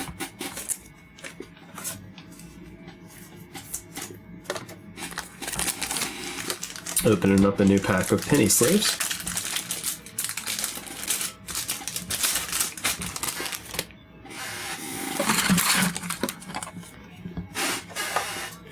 Normally you guys don't get to see me sleeving all of these cards on video, so you don't really get to see how many of these packs I go through, but it is pretty sizable amount when I'm opening up new product. That is our 4th pack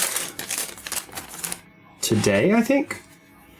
Constellar Pallades and Zodiac Trident. Very nice.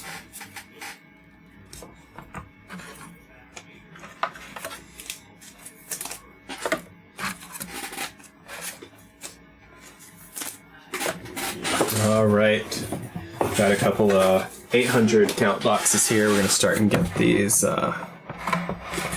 packed away so that we have more room to open the rest of this.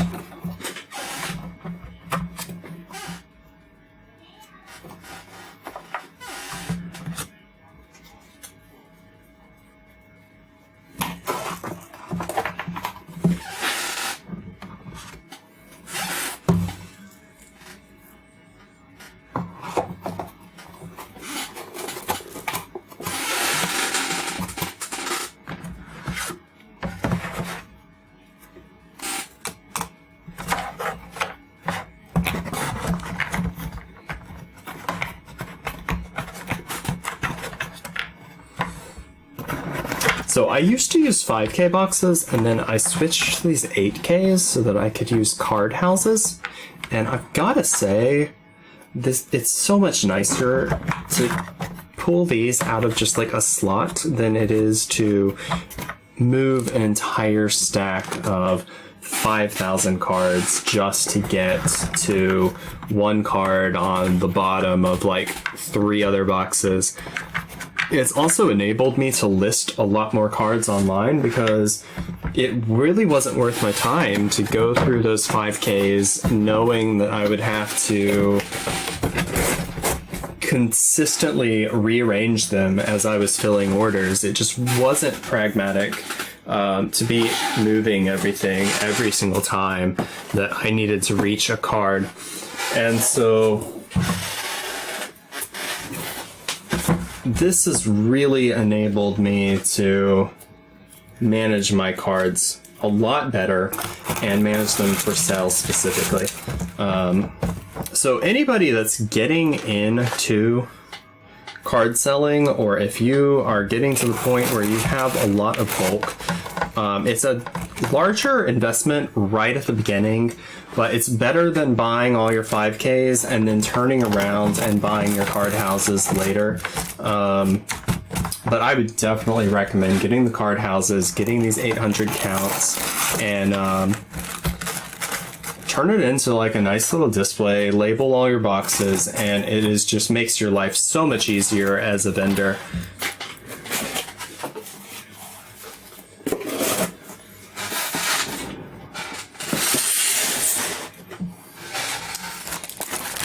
All right, let's go ahead and get in here. We've got 1.5 cases left. It's 5:52 currently here in Texas, so we are making time. I don't even normally start my streams this early, and we are over halfway done. Definitely not going to be at this until 4 in the morning, which I have done before, so.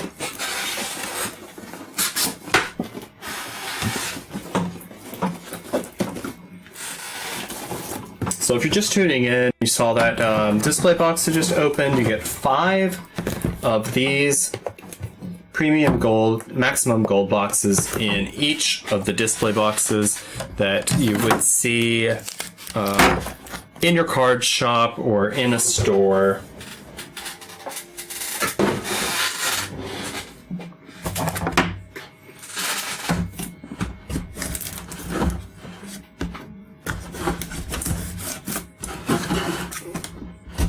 There we go. Ripping in here.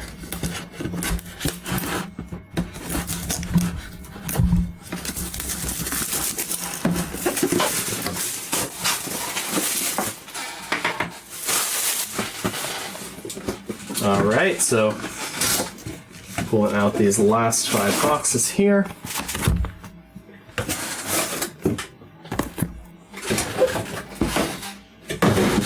And let's start pulling into these packs.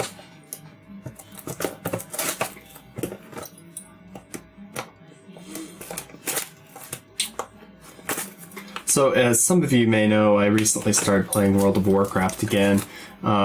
They're getting ready for their new Shadowlands expansion, which just looks amazing. That's the reason that I started playing again, because I thought it just looked really well done.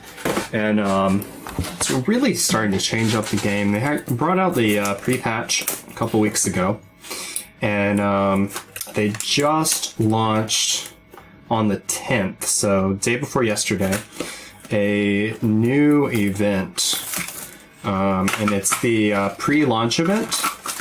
And so if anybody hasn't had a chance to see the trailer for Shadowlands, it basically starts off with something pretty dramatic changing with the Lich King and Sylvanas. And the Scourge goes on a rampage. The Scourge is all the undead zombies, the mindless ones, not the ones in the Horde. And so this big event's going on, and you have to basically go around and just kill them for like tokens to unlock pets and stuff. So that's been taking up a lot of my time when I haven't been doing this.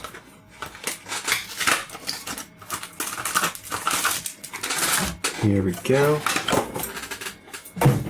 But yeah, I'm really enjoying it. I think that the new expansion Shadowlands, I think it's going to be really good. So if you used to play, or if you have ever been interested in starting, I think now is actually a really good time to do it. I'm not sure if it's still going on. They were also offering a free play till level 20. Which honestly, you can do that in a matter of minutes if you do it the right way, like an hour tops. But I think you can do it on multiple characters, so you can actually get a feel for a lot of classes and see a decent chunk of the game for free if you just want to try it out.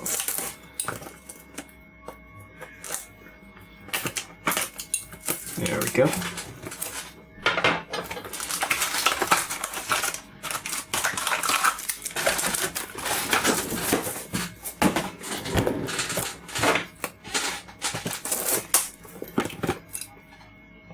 So much packaging. If anybody from Konami is watching, this honestly is a bit ridiculous. It looks really cool. I understand from a marketing standpoint, this looks like something that you might want to put under a Christmas tree. I get it. It looks cool, but it is so much to open. And I literally have a mountain of packaging on the floor. I'm going to have to go through and break down all the boxes later. That way I can get them into recycling.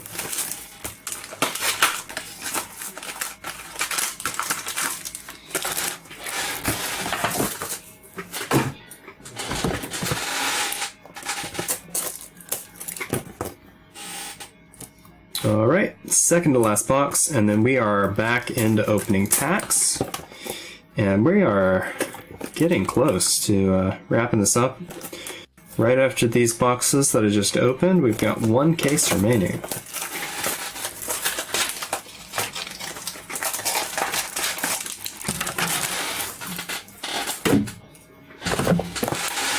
There we go.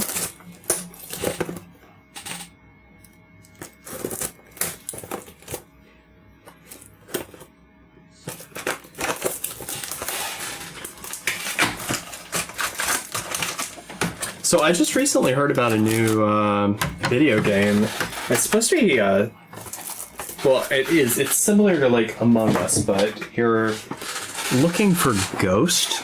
It's Pansmorphia, I think is the name of it. I don't know if you guys have seen this yet, but it actually looks pretty fun.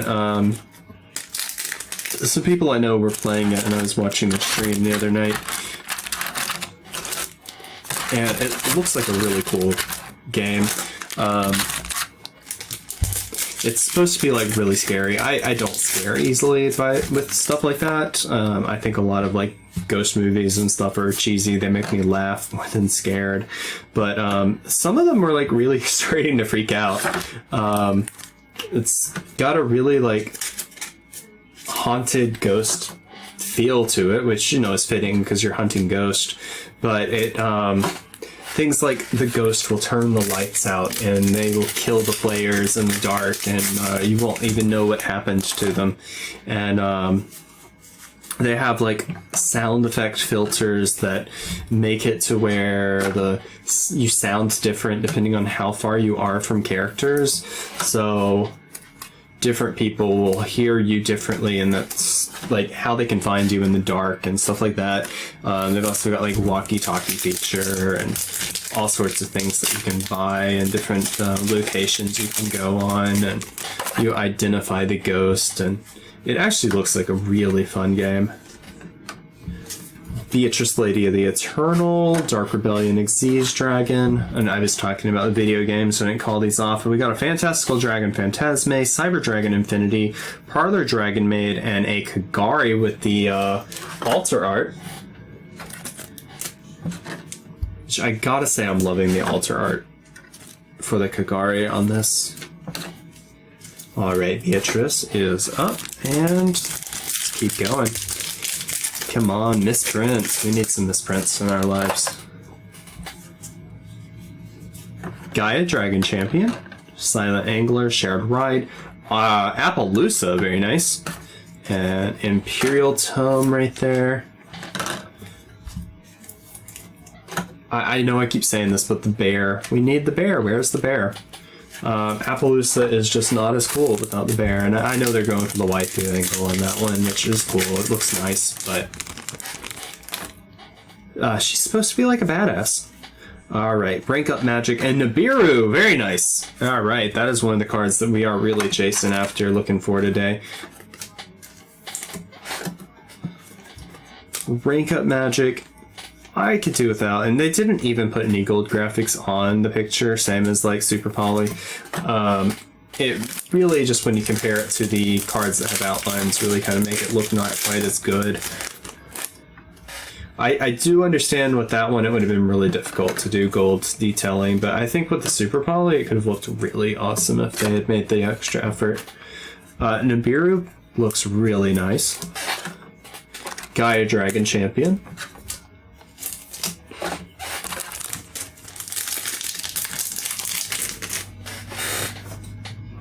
And let's change up our music. Looks like we just ran out of that playlist.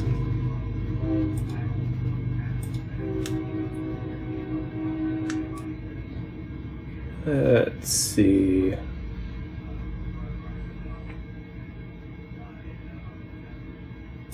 Let's try this. Actually, here we go. Let's try this playlist right here. And let's keep going. Rhoda, Kagari with the new altar art.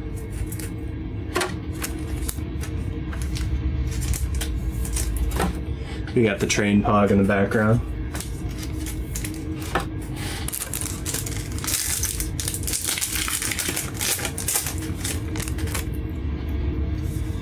And Rhoda and Martial Metal Marcher. Not the most valuable cards in the set, but definitely really solid cards. Probably going to go up in price. I think this Rhoda is definitely going to see a price increase eventually. We do have the ultra rare Hobby League, but most people won't play it because the card is so thick.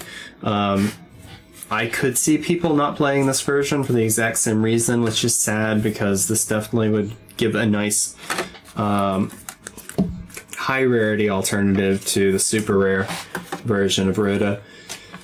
But I feel more confident after seeing these in person that they are not going to be really an issue with tournament play and getting people banned, getting people like disqualified or anything like that.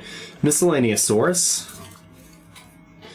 These cards, they are thicker and heavier, but I think the plastic coating, the gloss, really makes it feel that way more so than actually being thicker. And once we get them into like Ultra Pro cases, I really don't feel like they're bad. All right. Chaos Dragon, Levianeer, and OG Art Ghost Ogre. Very nice.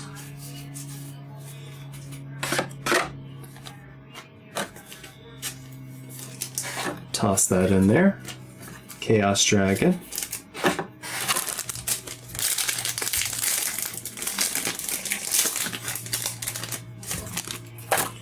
All right, and Parlor Dragon Maid and Appaloosa, nice. And we've got some upside down cards again.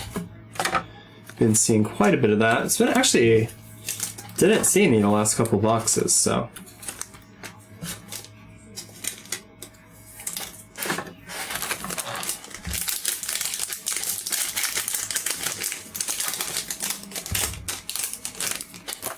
Okay, here we go. And Solemn Judgment, very nice. One of our staples. We've got Stardust Charge Warrior. I think these Solemn Judgments, any of these staples really are just good investment pieces because they're so cool looking. People are going to want to play these.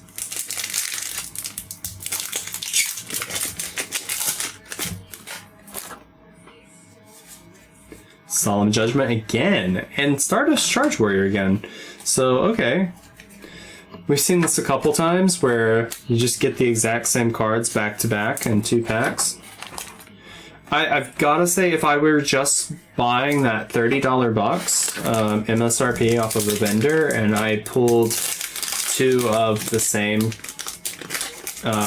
premium gold back to back like that, I would feel pretty gypped off. Elemental Hero Stratos and Martial Metal Marcher. These are also very good investments. This Elemental Stratos right now has just dropped to nothing, and it is such an iconic card. It is a brand new alter art, and I really, really, really feel like it's going to be worth some money in the future.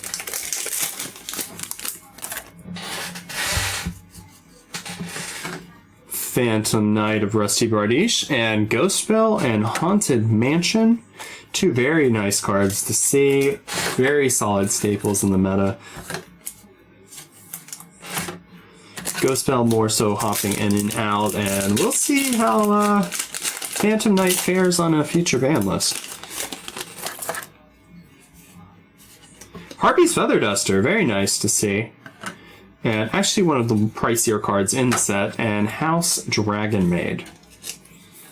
Which, other than just really enjoying the gold outline on her art, not too excited to see her.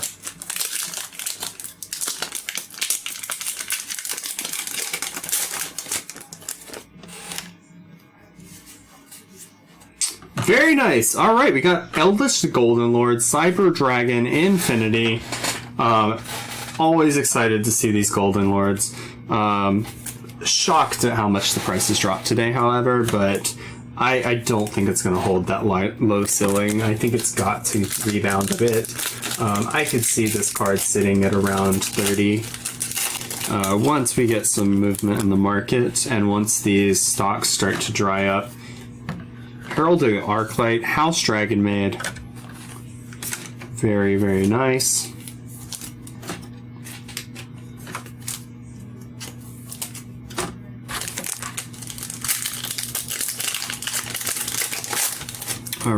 All right, come on, Heart of the Cards. Beatrice. Take that, and Dark Rebellion Xyz Dragon. Getting all the Xyz in a single pack, all right. You can deal with that.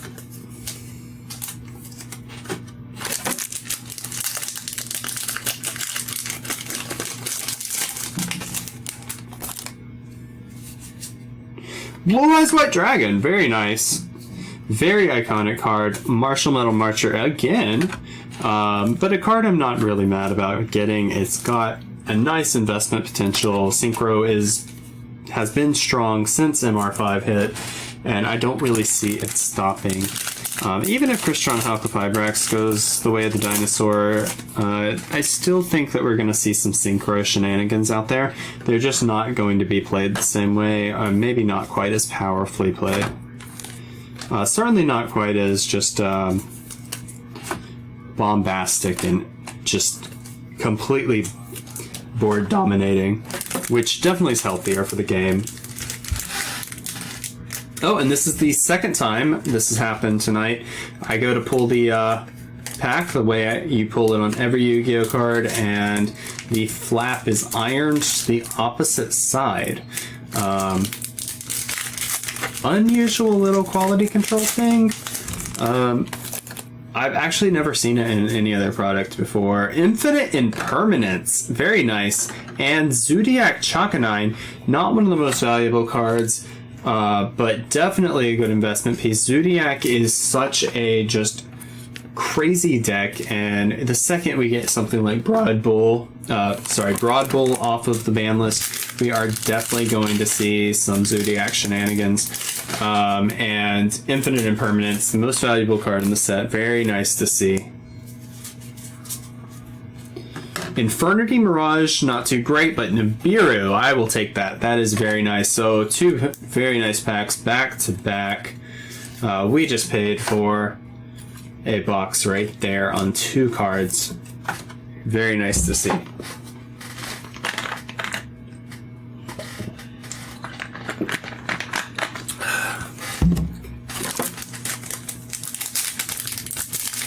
All right, cracking into here. This pack's just falling apart. Try not to catch cards on it. Nothing worse than bending your cards as you're pulling them out, and oh my god, are you serious? Infinite Impermanence and Nibiru in the same pack. Right there, paid for the entire box on a single pack, and just, oh my god, that is crazy. And the Infinite Impermanence, they just outdid themselves on that card with the gold outlines. And Nibiru looks really nice as well, because they got the little pieces of fragment coming off of Nibiru, and got it into gold outlines as well. Forbidden Chalice, nothing too exciting on that artwork, but Ghost Sister and Spooky Dogwood, really liking the artwork on that one. Very nice to see as well.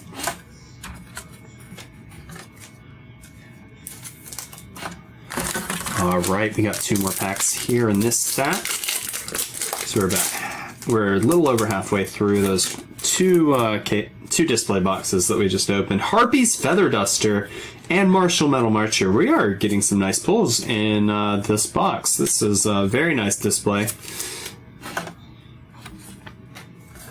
I am loving the Harpy Feather Duster reprint.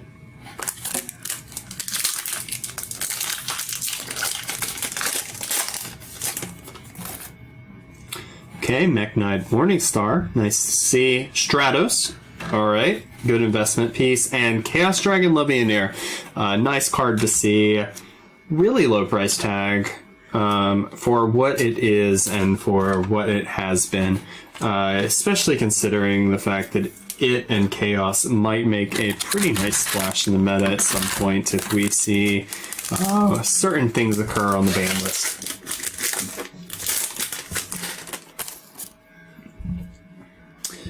And we've got some gold flecking on this card, and it looks like it's just rubbing off. But I did hear some people saying that some of the gold flecks, and I think part of what they were saying is just excess gold left over from the printing process. I don't think it's necessarily chipping off of the cards, but I didn't see the card they were talking about in person. So, Cyber Dragon Infinity. And Red Eyes Black Dragon. Very nice to see this one. But yeah, that flecking is exactly why I am sleeving these the second I open them, just to be on the safe side. Don't want to take the risk of having like the edges flake off or scratch off like you would see in your ultimate rares, because the edges on ultimate rares are so easy to damage, and these aren't too terribly different from them. Flame Buffalo, Nurse Dragon Maid, very nice, one of the more expensive, and Eldritch the Golden Lord, our second priciest card in the set. Very nice to see, and definitely just unironically the most sensical card to put in this set, as he is just solid gold with those gold outlines. Looks really nice. Get that Nurse Dragon Maid over here.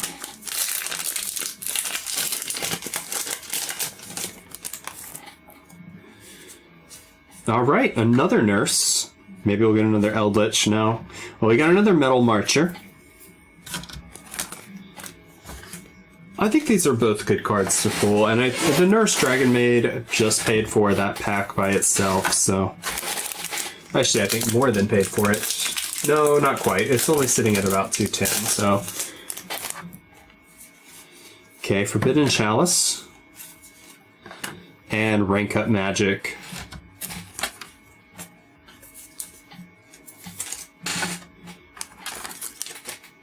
It's packs like these that make opening this not quite as exciting, but they're still pretty good staple cards, and I definitely think that over time those cards are going to go up.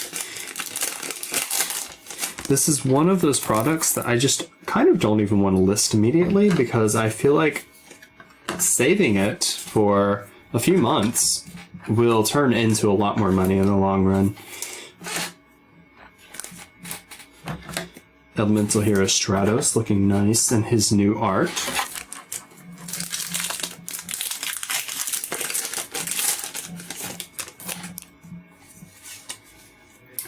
Alright, Blue Eyes White Dragon and Ghost Sister Spooky Dogwood. I am okay with that pull.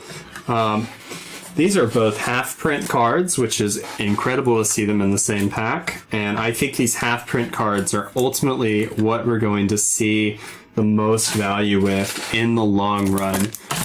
So for those of you who don't know, the Dark Magician and the Blue Eyes White Dragon share the same reprint slot, so they are both half-print. And then you have the newer cards that have alter arts, like the...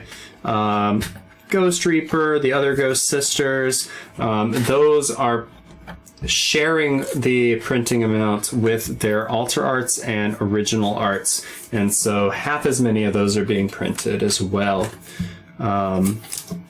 So very nice to see.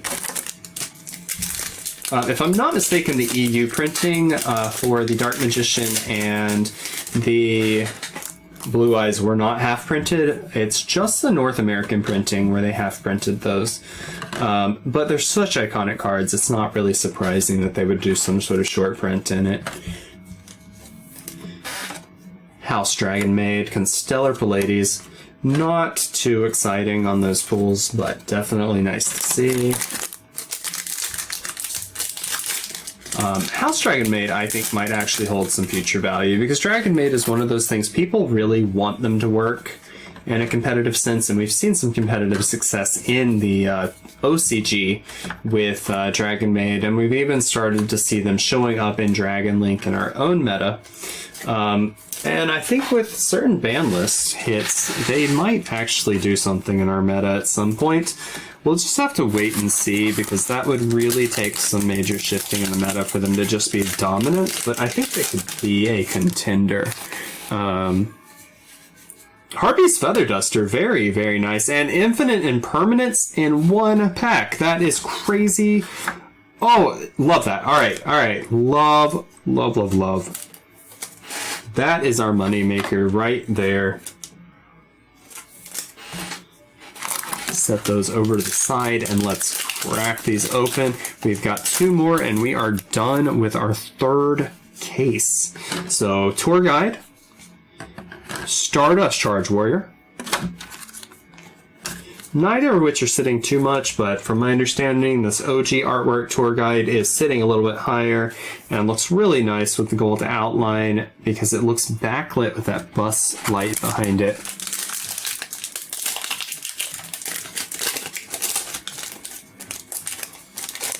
I don't know what's up with this music. I put it on a like random playlist on artlist.io, and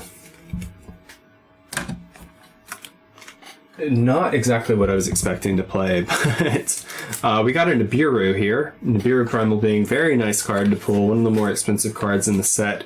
Gaia Dragon Champion, we'll see what happens with that. I am not expecting a lot of value on that card, really, ever. But it might, just for nostalgia's sake, and the fact that it's pretty cool printing, get some value at some point here down the line.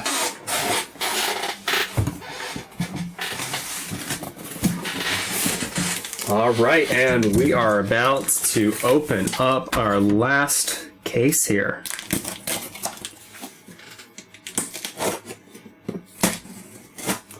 And I've got to say, I'm a little torn as to whether I should even be opening these boxes, because I think that this may just honestly be better to list sealed.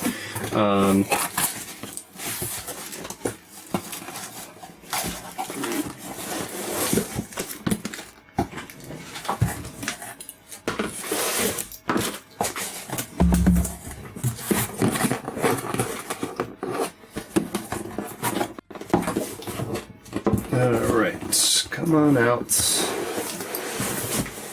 Box doesn't want to come out and play.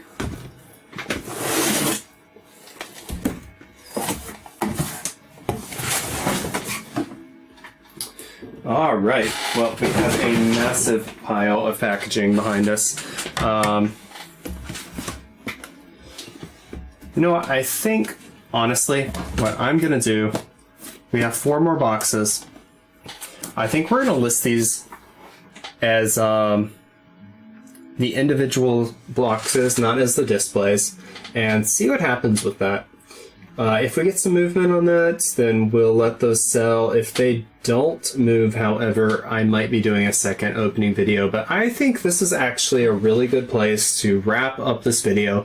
So I want to thank you guys for tuning in. Thank you for sticking out if you watched the whole video, and make sure you check out the description below. We've got our Discord link, affiliate link for TCG Player, as well as a link to my store so that you can buy these cards that you saw me open today. And I always try to keep really good prices down on TCG Player, so good way to save some money for yourself and support the channel. Peace out, guys, and thanks for watching.